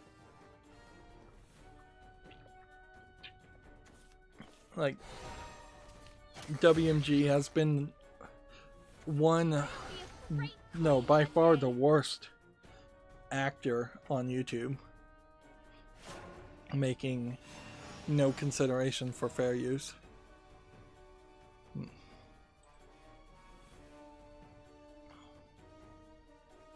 I never played Zombies Ate My Neighbors, but I definitely know people enjoyed it, so it wouldn't be. Oh man, that was stupid. I shouldn't have done that.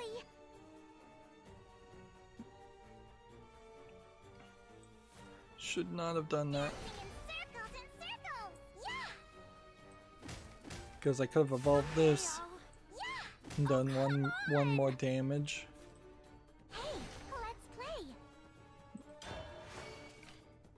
Here's Demons Ate My Neighbors on Steam, which I'll put it on the fall list even though it's not out yet. Yeah.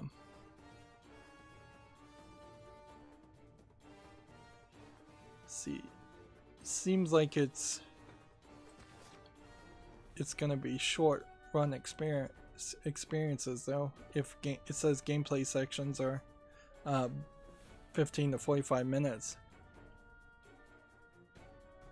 which in all fairness, having not played Zombies Ate My Neighbors, I don't know if that wasn't how that also was supposed to have been played.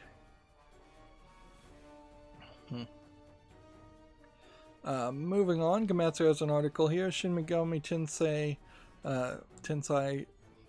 or maybe it is Tensei.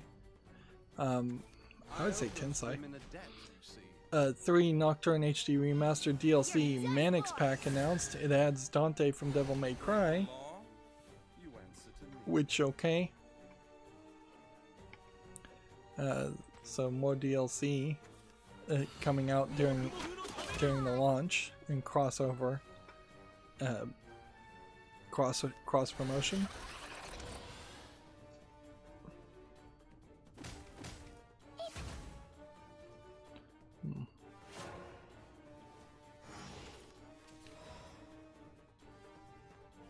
Alright.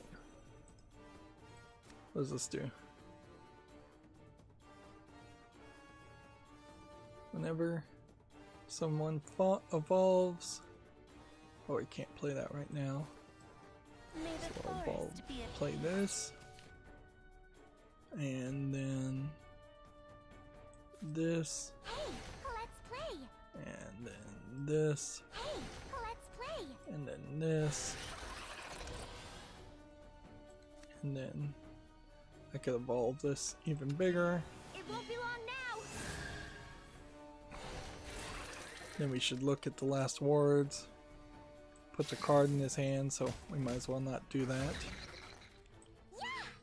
And do that. Gematsu has an article here. Disease Hidden Object is coming to PC August 27th. Which it is quite scraping the bottom of the barrel, frankly, if Gematsu is announcing hidden object games. Apparently this came out on the eShop in July 2018. Let's see. I don't know what to really expect from a hidden object game, though it's just going to be like so many other hidden object games. There's just going to be scenes. It seems like it's more of a horrific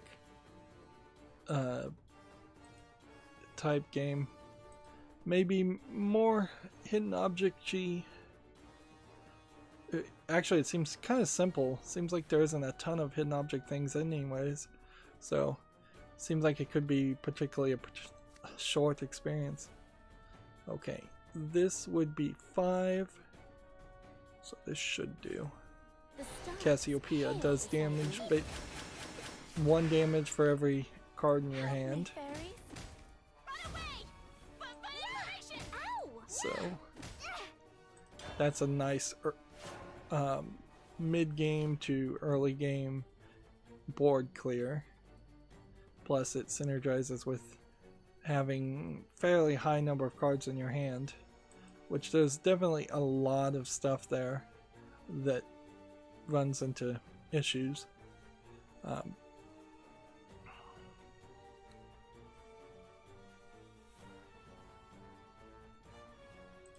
see what is worth mentioning here. PAX has gone digital and they have a YouTube channel.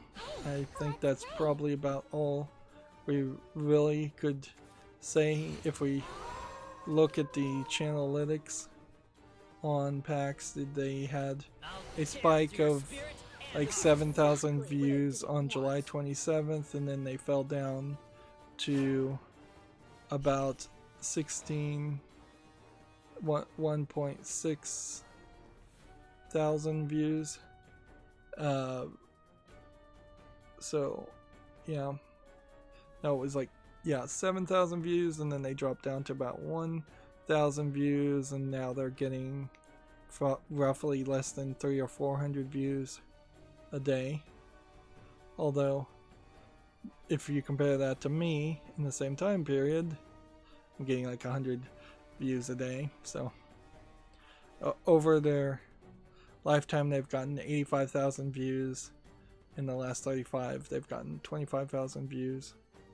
And they've made 58 videos. In the last 30 days they made 21 videos.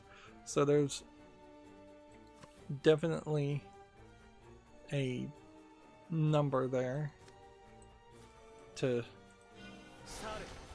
consider.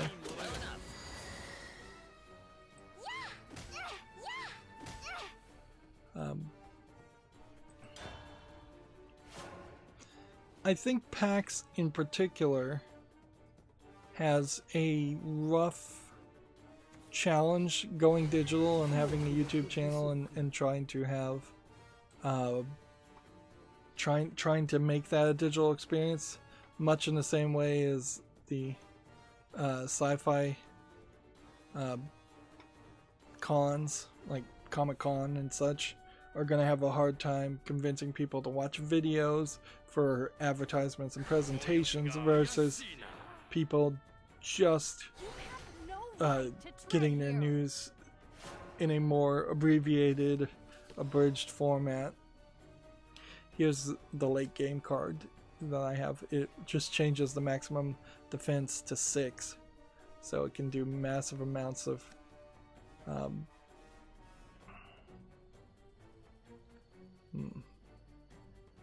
massive amounts of damage.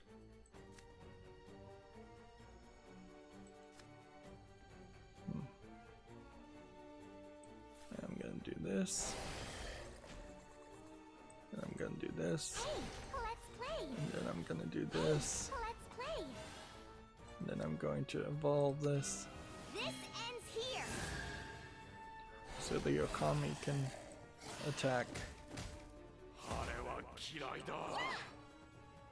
Then I'm gonna do this. I'm gonna do this. So that will force them to waste their evolve to defeat this. Otherwise, this can win with this. And on the 10th turn, Let's go to the ends of the earth. Twitter popped up a thing where apparently they're changing the setup of who can reply to your tweets, which effectively feels like they are trying to change the way Twitter works in general. Twitter has been, for most people, a public broadcast, and now they are introducing features, I guess, where you can public broadcast but then also blacklist people. And I'm imagining the people that use blacklists will immediately use something like this to do as much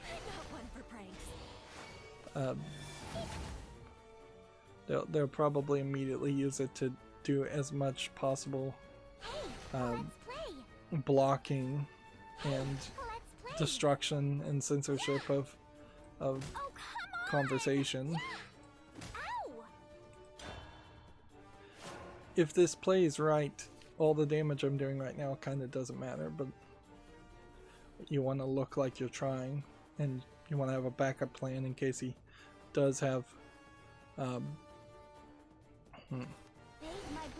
some strategy.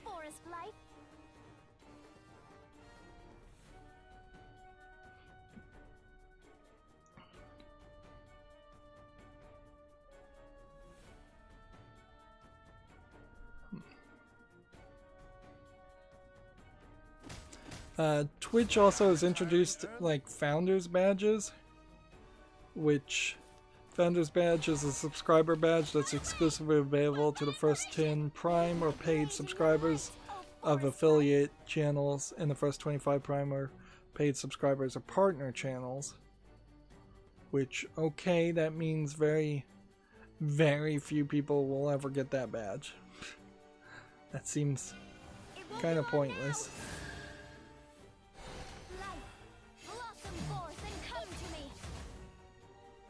Ouch.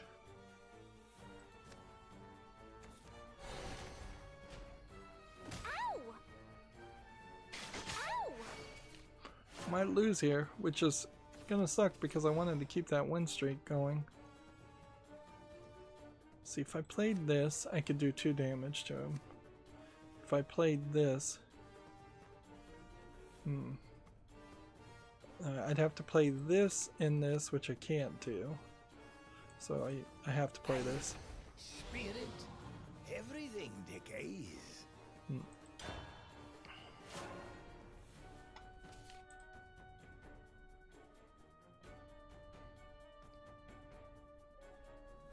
Yeah.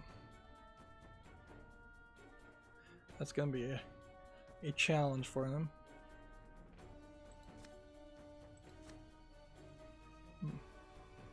This can only do damage to the follower, though.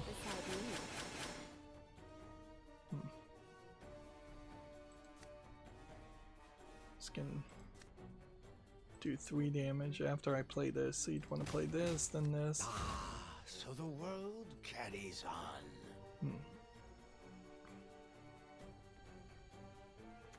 Hey, let's play. You have no right to tread here. I thought about playing this card, but it does take up a spot for the rest of the game, which I found annoying. Let's see. It's natural for leaves to fall. Okay. Now I need to play this. Not one for pranks. This is exactly what I didn't want. And then this. Let's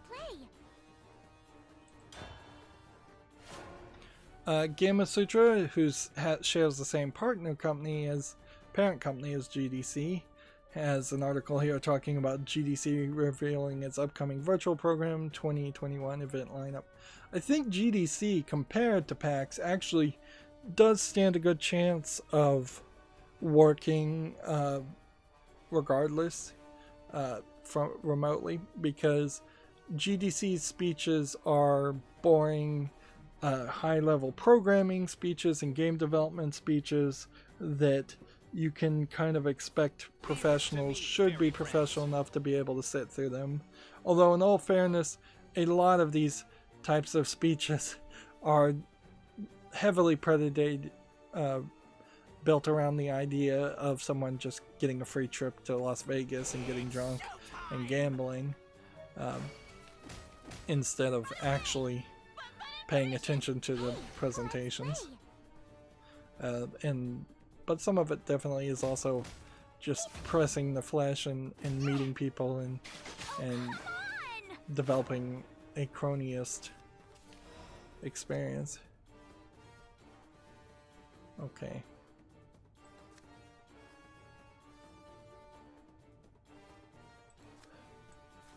I hit this. That's there. And then here's what we gotta do. We have to do this, and this, and then this, and this, and this. And it doesn't matter if the order in which you played those two, because it gives ward to all of players that are summoned while it's on the field, and it gives ward to all the people. Actually, it probably would be smarter to play these three characters first in case there was some kind of trap or something that you weren't aware of. And that might save the day. He still probably is going to win though. Like, it's just got too many cards. I think the ESRB deserves a little bit of credit here. They seem to be now no longer able to waste money on E3, and instead they're doing things they should have done a long time ago.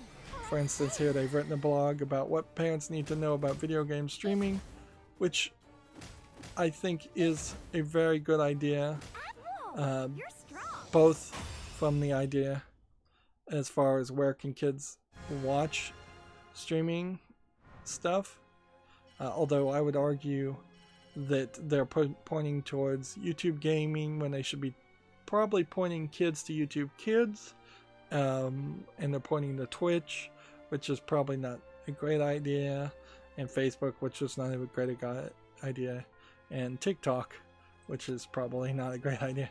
Like, none of these services without parent supervision are great offerings. And then they talk about the great side of streaming, and I hope they talk about creating a safe streaming experience for the kids. Honestly, I don't feel like kids should be streaming, and that's not just because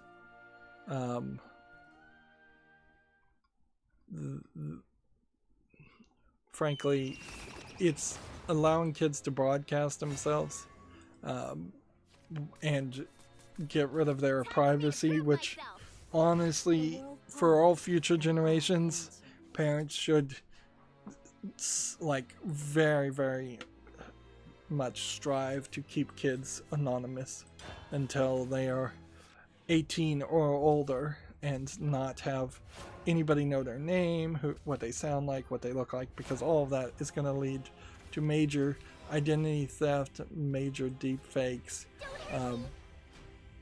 and you just never know.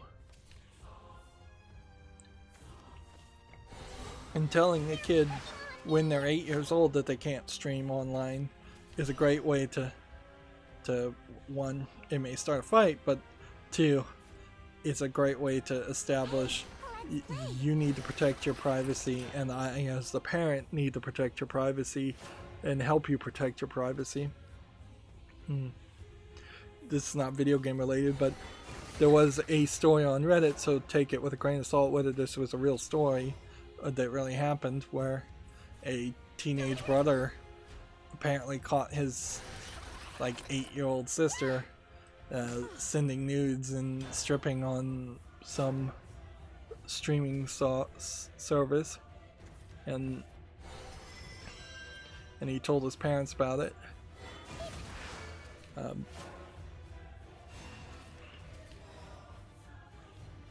And was definitely concerned.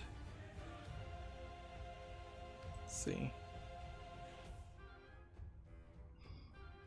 This is probably a waste to do this at the moment. So I'm gonna instead do this and this. And then we'll do that. Done for. I'm so sparkly. Yeah. Tech Raptor has an article here. Rocket League shared inventory won't apparently share DLC across devices. Here we have Tech Raptor showing their excellent editing skills in action. Man, people just do not proofread. But it might not be that way forever. So, a list of details that will not be available in your shared inventory. All earned free drops, commons items, share season rewards, rocket pass items, shop purchases, blueprints and items built from blueprints, all Rocket League branded DLC from the legendary packs will be shared. Items that can't be shared are platinum platform exclusives, which I guess that makes sense. See, here we have, can you evolve more people? I'm not one for pranks. This bears further study. It won't be long now. Assume Maple Leaf. Let's see. Yeah. So yeah, platform exclusive items like Sweet Tooth, Hog Stick, Armadillo, Mario and Luigi, MSR, and Samus gunships. Ultimate Edition on disc DLC for the Batman and DC Superheroes pack. Premium DLC packs licensed content that was previously available in the showroom, e.g. Back to the Future, Jurassic World, DC Superheroes, Fast and Furious, Ghostbusters, Knight Rider. I don't know what I actually have on Rocket League, but I imagine it's not much. And apparently credits and esports tokens balances. Interesting.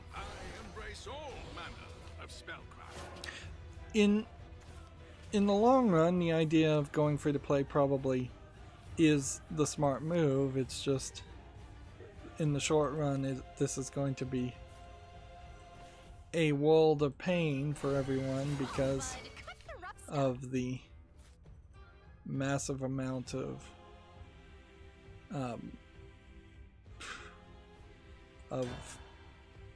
lack of thought that this was put into the idea of going free to play, and how Epic is literally just trying to expand the Epic Game Store with this move. And clearly this is not what the Rocket League developers were planning on doing or wanted to do. They wanted to have a game that was mostly sold and not a free-to-play microtransaction laden game, which is where this is clearly going to go.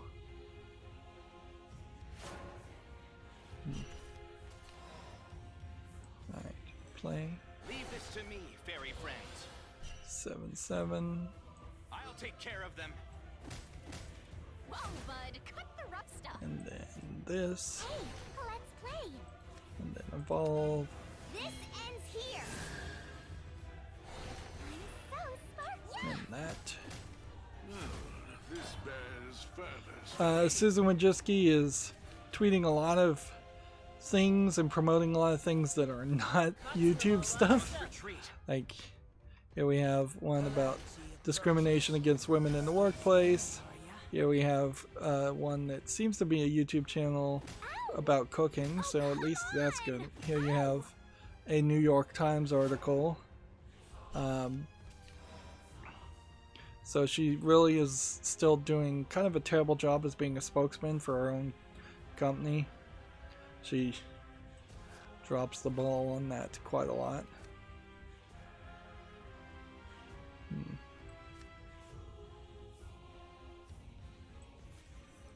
play points. Alright, what do we need to destroy more than anything? That. I think we've lost.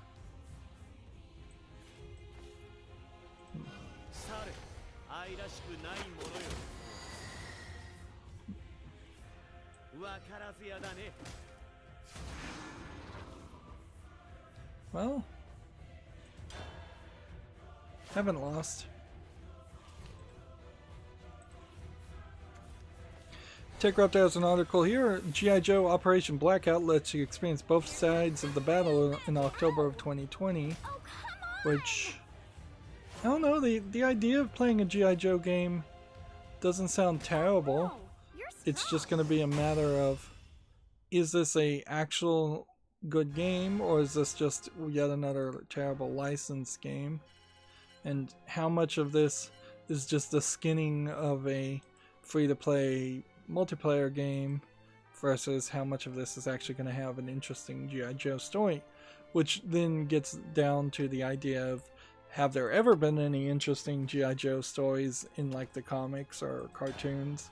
Since I've never actually watched any of that or read any of that, this will be our last game, I think. And you got to see me win a couple of times, but you can still see there's a lot of weirdness when playing Unlimited, a lot of chance for loss, a lot of cards that I probably could replace if I had better cards and work towards a better solution.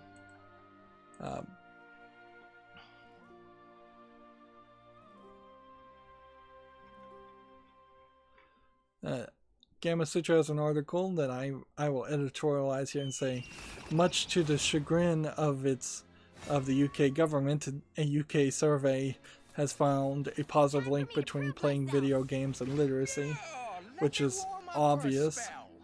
Boys are more likely to play video games than girls, 96% to 65%, and nearly twice as many boys than girls say they chatted with family and friends as part of playing video games during the lockdown, 71% to 40%. Where's the 63% of young people say playing video games has encouraged them to pursue writing.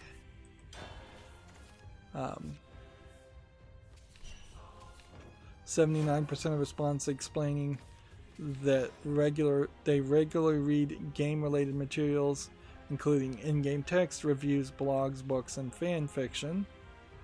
Which, and careful on the fan fiction there, but alright. Here's a quote. The benefits of playing video games for younger people's literacy were found to be strongest for boys and reluctant readers. Boys are much more likely to play video games. Video games were also found to be effective at engaging reluctant readers with stories, as 3 and 4, 73% young people who don't enjoy reading saying playing video games helps them feel more a part of the story than reading a book-based text. And certainly that has been my experience too. Like, as I can personally attest, like the vast majority of reading I do in a day is via video games, if I'm playing video games that day. Although I do also read a lot otherwise. Actually, I don't want to play that one. I want to play this one so I can have theoretically 3 elves, 3 fairies on the left side of the hand. Because this one will put the 3 leftmost cards in your hands, and 3 more fairies is probably better than anything else. Although, getting another copy of that wouldn't be too bad either. In fact, frankly, getting another copy of any cards is perfectly fine. So yeah, without reading this whole Gematsu article, it sounds like that's some rather good news for the video game world, and in a time which the video game world almost never gets good news. Let's see. Can't play that yet, so instead we'll do this. And then we'll play this. And then we'll attack here. And do that one. And that.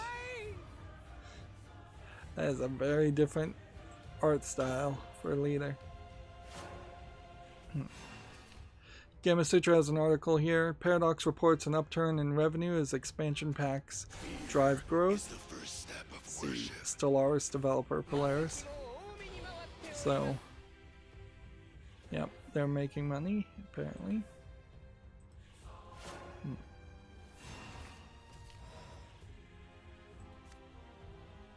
Give all followers award, or deal a bunch of damage to this guy. This guy, I need to be careful. Make sure he's not the one that resummons. There's a couple of characters that there's a couple of characters out there that will just totally respawn with less wards every time, and they're close to impossible to get rid of.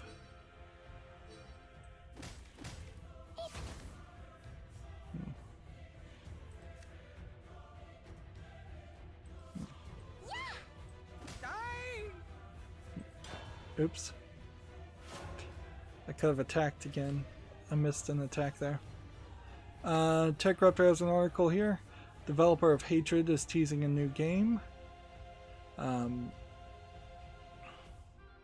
This game is called Mongrels, War Mongrel or something, and the real question, I guess, is why in the world would we give the developer of Hatred any press at all, considering how terrible Hatred is and how terribly advertised and it was sold.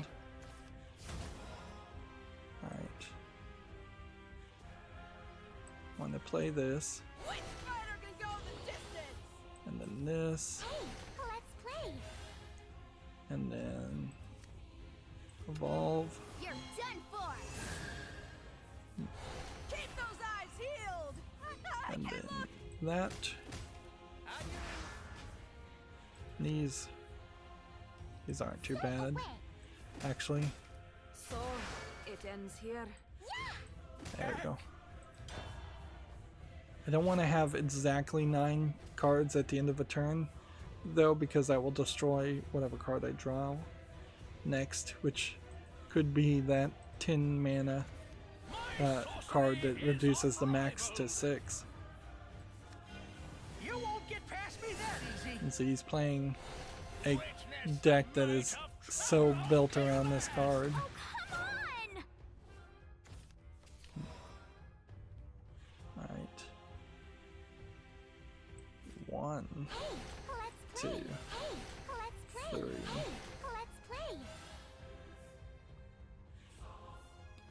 And do we want to get rid of this?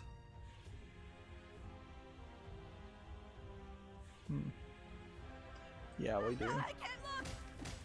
My heart hurts. Hey, let's play. It won't be long now. I'm so sparkly. Yeah. Get rid of that guy. Not half bad. That. And see, I need to come over here while I'm doing this and confirm the end of turn. Needs to be turned back on. I still have cards I can play. Yes, I do. But actually, yeah, I am going to end the turn here.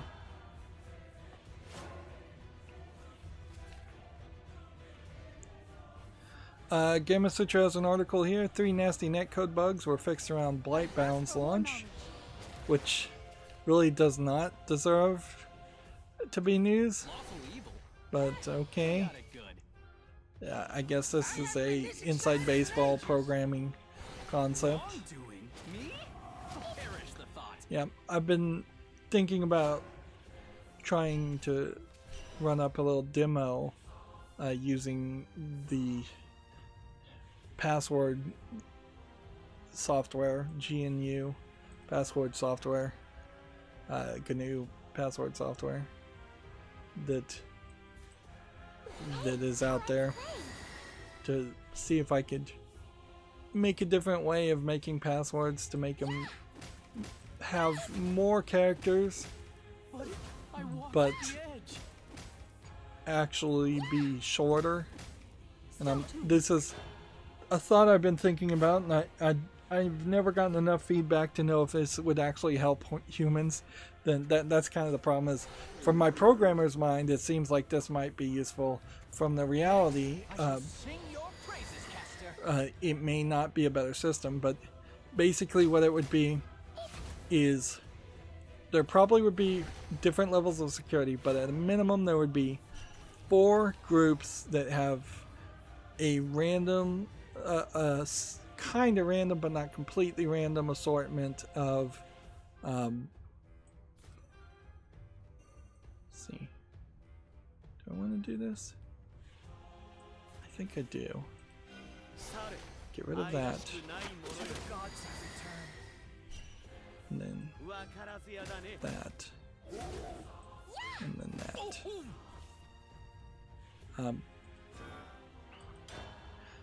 And this is kind of where it breaks up, is that you would have 4 groups of an assortment of letters, numbers, and symbols, which in default in the software, a lot of the symbols that I use by default in passwords apparently are not allowed. But then usually I think these passwords are usually the passwords for Linux logins, so I haven't. No, I use these passwords in Linux logins also. So apparently the implementation of it does allow for more symbols than you would think. Or the examples in their example code are just wrong, which that might also be the case.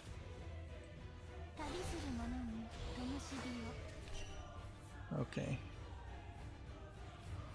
Now I want to go 1. And at this point, do this. Okay.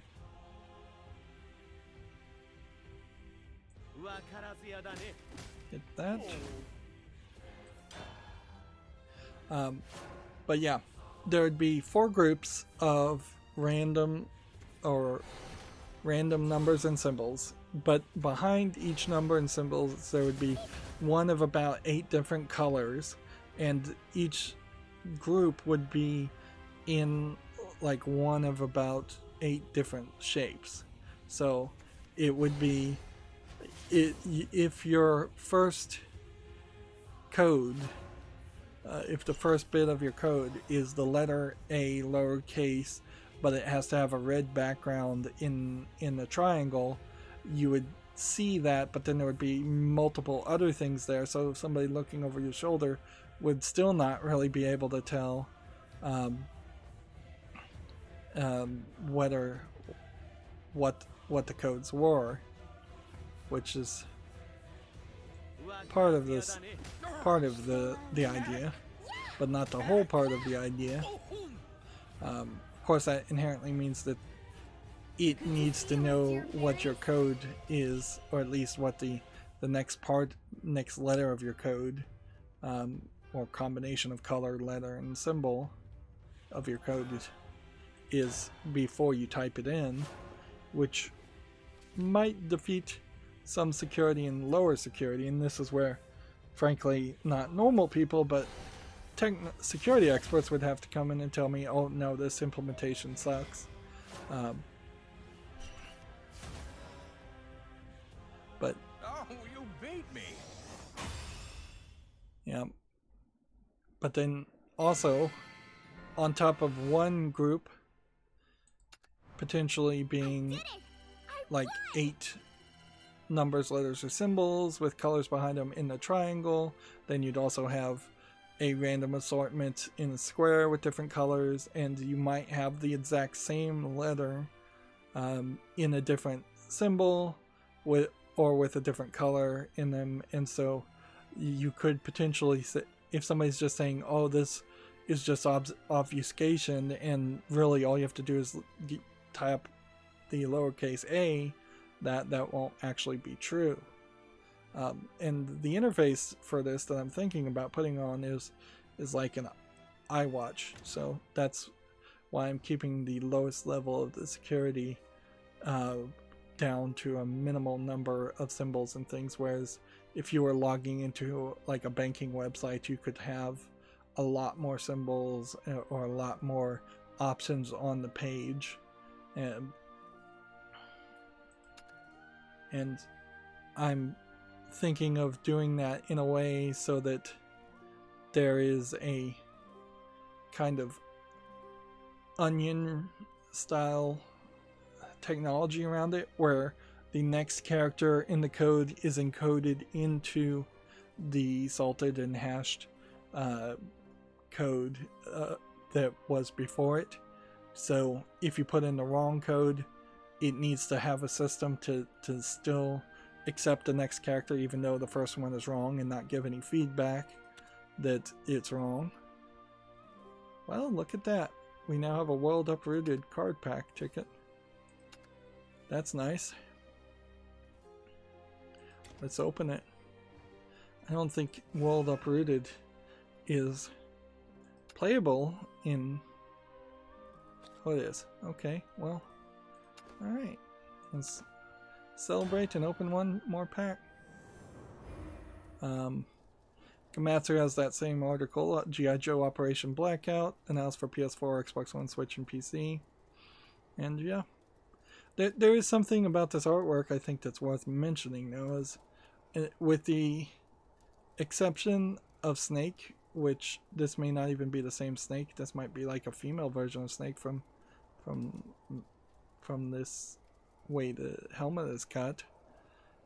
You have a female character. There were no females in the original G.I. Joe. You have a character I don't recognize. You have a African American looking character. I don't know if any of those were in the original G.I. Joe. You have another female character. It looks like the G.I. Joe team has expanded and changed, and the art style has changed, and that's probably for the best. Frankly, that's not a bad idea. At the core, there is possibly an argument against not pushing kids to joining the military, considering how that very well may be their only options in the future. Okay, we got gold. Can we get anything else?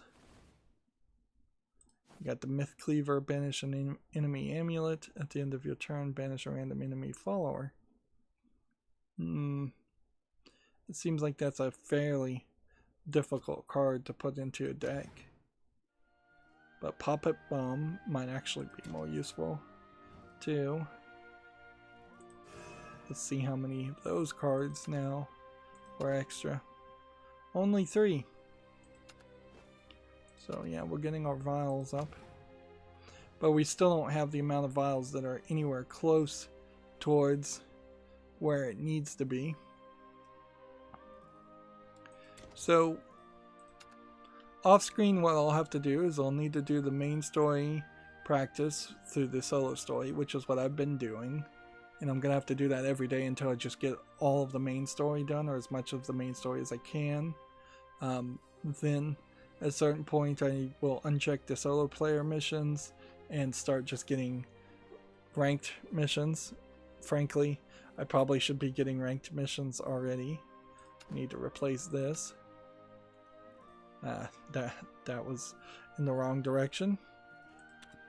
I also need to do the solo practice mode, which I imagine either later today or tomorrow I will get all of those done, unless I run into some major difficulty.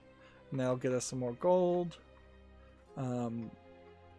which we need to, I guess, just get the play as many open 6 things, 1 per week, I guess, on Wednesday or Monday. Probably Monday, if I can remember. Next Monday we'll probably do another open 6.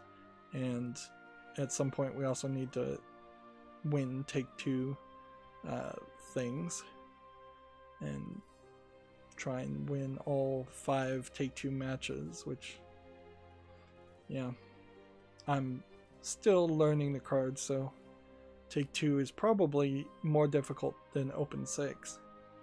And also I need to do the arena. So let's wrap up the news here.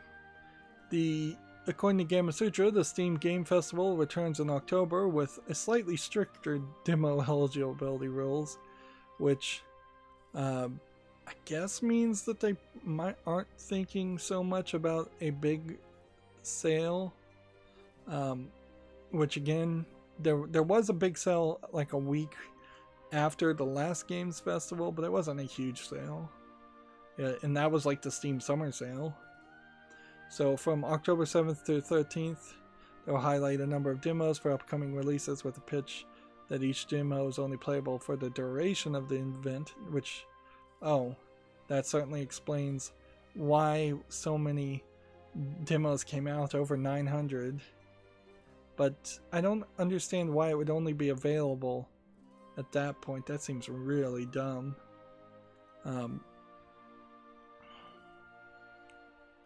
They're going to try to keep the participant pool a bit smaller in size by requiring that submissions must launch between October 13th and May 1st of 2021 for those that may not qualify for the autumn edition show. Valve notes that more events are planned for 2021. Of course, it's an easy thing for somebody to cheat this.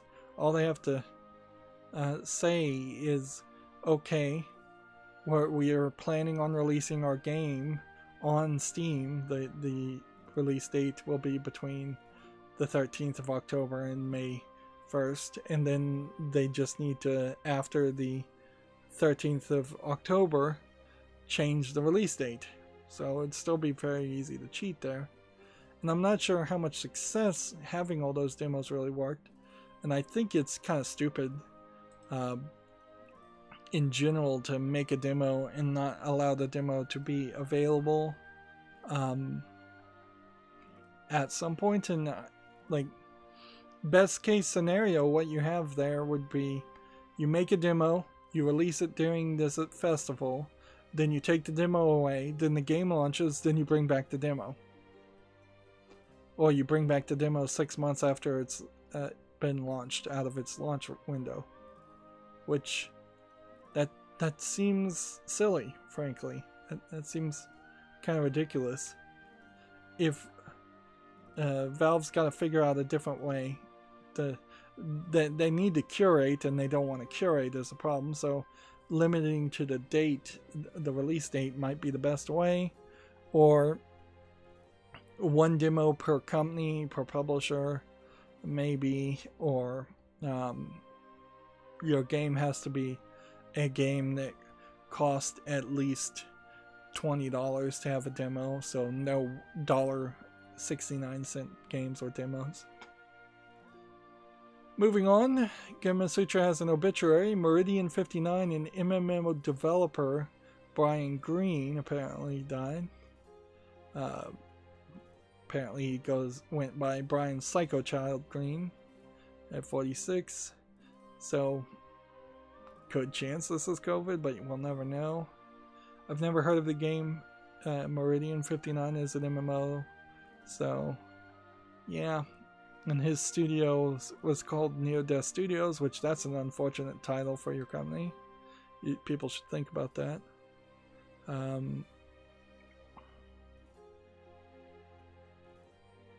But yeah. I would argue, though, we've seen fewer announcements of people dying than I kind of would have expected.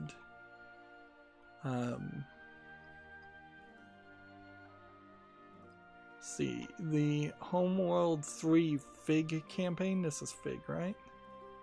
Yeah. Put out an update. So they're still crowdfunding and still working on it.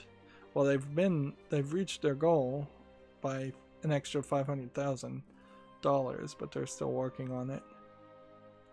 Which is to say the game isn't out yet. Apparently it succeeded in September 29th of 2019, so it's almost been a year, which almost certainly explains why there was an announcement.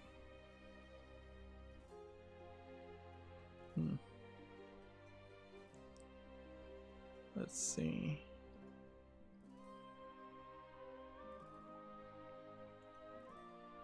What else? I have just a few more. I really didn't have a lot of stuff, so it's a little strange that that I'm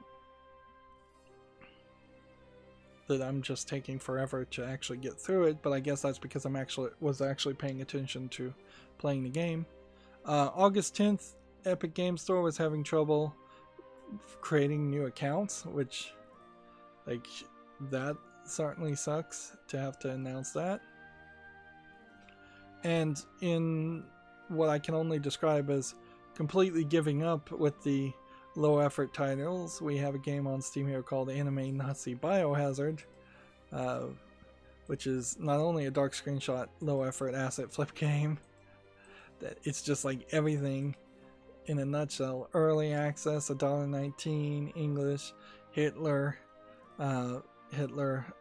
achievements, a bundle manipulation here with 21 items selling for $22. Like, how this publisher has not been kicked off of Valve, I don't know. Like, this is where the curation really should have come in. Like, there's no reason for that to be allowed on Valve. Whether it's a troll game, whether they come as a political statement, whatever. It's low quality, and everybody knows it. Gematsu has an article here. Sakuna of Rice and Ruin details its rice farming mechanic, which, honestly, that is the part of the mechanic that I question the most, as a dungeon crawler game with a farming simulator element also built into it. I do kind of wonder, is the rice making procedure here a lot of time, or is it a like 5-second animation? Honestly, it looks like it's more time than you would think. And that's probably going to like ruin the idea for most Westerners to want to play this game. And I wouldn't be surprised if even Japanese people don't really like the rice farming element. Maybe it gets automated fairly quickly. That could be your hope for a game like that, where you can make a high quality seed of rice and then hand it over to some other farmers to farm and replant that seed, and you can try and breed. But it does kind of feel like it's getting towards those Minecraft mods where you have like different tier seeds and you have to crossbreed the seeds, and that expansion, that mod in Minecraft was used quite a lot, and it often was not a very fun to watch or play mechanic. That I've seen Captain Sparkles and other Minecraft players do the same thing on multiple maps, and it gets really boring really fast. Next we have a game on Steam here that looks like a beat 'em up called FUK-topia. I can only assume that's the F-word Topia, which again, perhaps if you have FUK at the beginning of your title, somebody should flag that. It does look like it has some really out there weird graphics, which I won't knock it down for having weird graphics and being weird, because Mortal Kombat could probably fall under that category too. I will knock it down for the fact that it seems like there's only 4 enemies or hero types at all, and so it feels like you're going to just beat on the same enemies over and over again. They're selling this for $13.49 discounted, and it's English only, and it just does not look quality enough for to be interesting. There really is only a small handful of beat 'em up games I would want to play. Next we have a game called Ube VR Reis de Moneden, which I assume this is like a French artist putting their creation or making a creation in VR. Requires VR. It's free, so the price is right. English and German. Interesting. I guess that's a German language. Yeah, I guess that is. Rise the Monadin. Wonder what Monadin in German translates to. Probably proper noun. And then also there is Ube VR Cosmic Voyage, which, again, if these are just free things, I can't say don't get them. But I imagine this might be based on 3 of Ube's paintings, which date from 86-87. I wonder if this is being done by a gallery or a museum, or just a promoter. Like, I imagine modern artists do probably need a publicist or a promoter, and I wouldn't be surprised if some of them are starting to put like advertisement type VR packages together. Next we have Gematsu. Vampire the Masquerade Bloodlines 2 has been delayed to 2021. At this point, if I tried to look up the list of all games actually coming out in 2020, it's probably mostly delayed games, which is probably a great idea and nice for everybody to have a break. Next here we have Super XYX, which I don't... It looks like a shoot 'em up. Maybe it's supposed to be...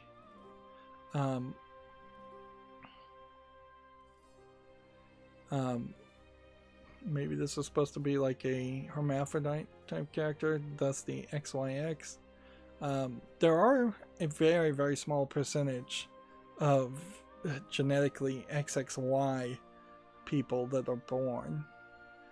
Not enough to fall scientifically under the category of a third gender by any mean. They are simply mutations. I guess if 20% of people had XXY, then that would be something. And I think there is a small percentage also of people who are XXX. But the way genetics work, I don't think you'd ever put it XYX. And that is a shoot 'em up game, assuming it has nothing to do with hermaphrodites. It just looks like a shoot 'em up game. It's selling for $8.49, English only. It's probably a bad name if it doesn't have anything to do with a hermaphroditic person. Although, frankly, I also don't want an SJW story built around someone developing their entire personality around the fact that they're a hermaphrodite. Most people probably wouldn't even know.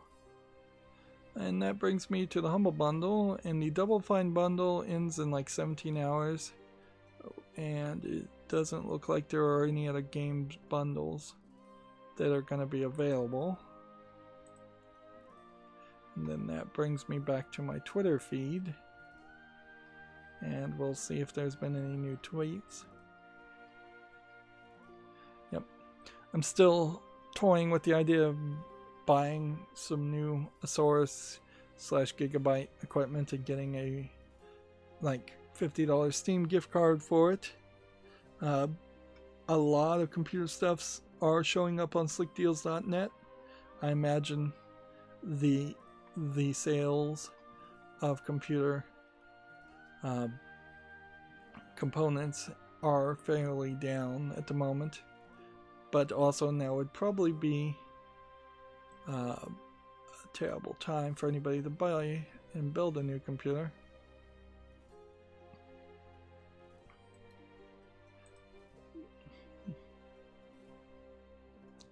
I'm still scrolling down my Twitter feed, and it doesn't look like there really was much new that's happened. It is nice, I suppose, to say that at the end of a stream that's only been 2 hours and 45 minutes, like I'm not in miserable pain, and it seems much more doable. So the only other news we had was Gematsu has a Dragon Ball Fighter Z show set for August 16th. So there's going to be some game updates and an exclusive trailer and plans for a competition. I don't know if that means they'll be talking about plans for a competition or what. And then TechRaptor has an article here. Roblox Prime Gaming items are coming. Remember, Amazon Prime has changed it from Twitch Prime to Prime Gaming in the name. So they're already rebranding. So yeah, okay. I don't think Roblox may be a free-to-play game, so I could probably make a Roblox account and get that, but I don't care to ever play Roblox, so whatever. And yeah, with that, that's going to be it for this stream. I will probably run into a problem next time I try to stream, in which YouTube is going to try to either mess up the name and title of the stream, or it's going to give me a different stream key, and I'm going to have to spend 5 minutes to get that working again. It seems like that's what they're going to intend on you doing every single time, as annoying as that might be. Anyways, that's it for this stream, though. As always, I ask you to like, share, subscribe, comment, and watch every second of my videos. If you want a friend or follow me on any social media sites, there's a bunch of links down below. And if you want to support me further, you can click on the link to Patreon, or you can friend me on Steam and gift me a game off my wishlist. Thank you for watching. Have a good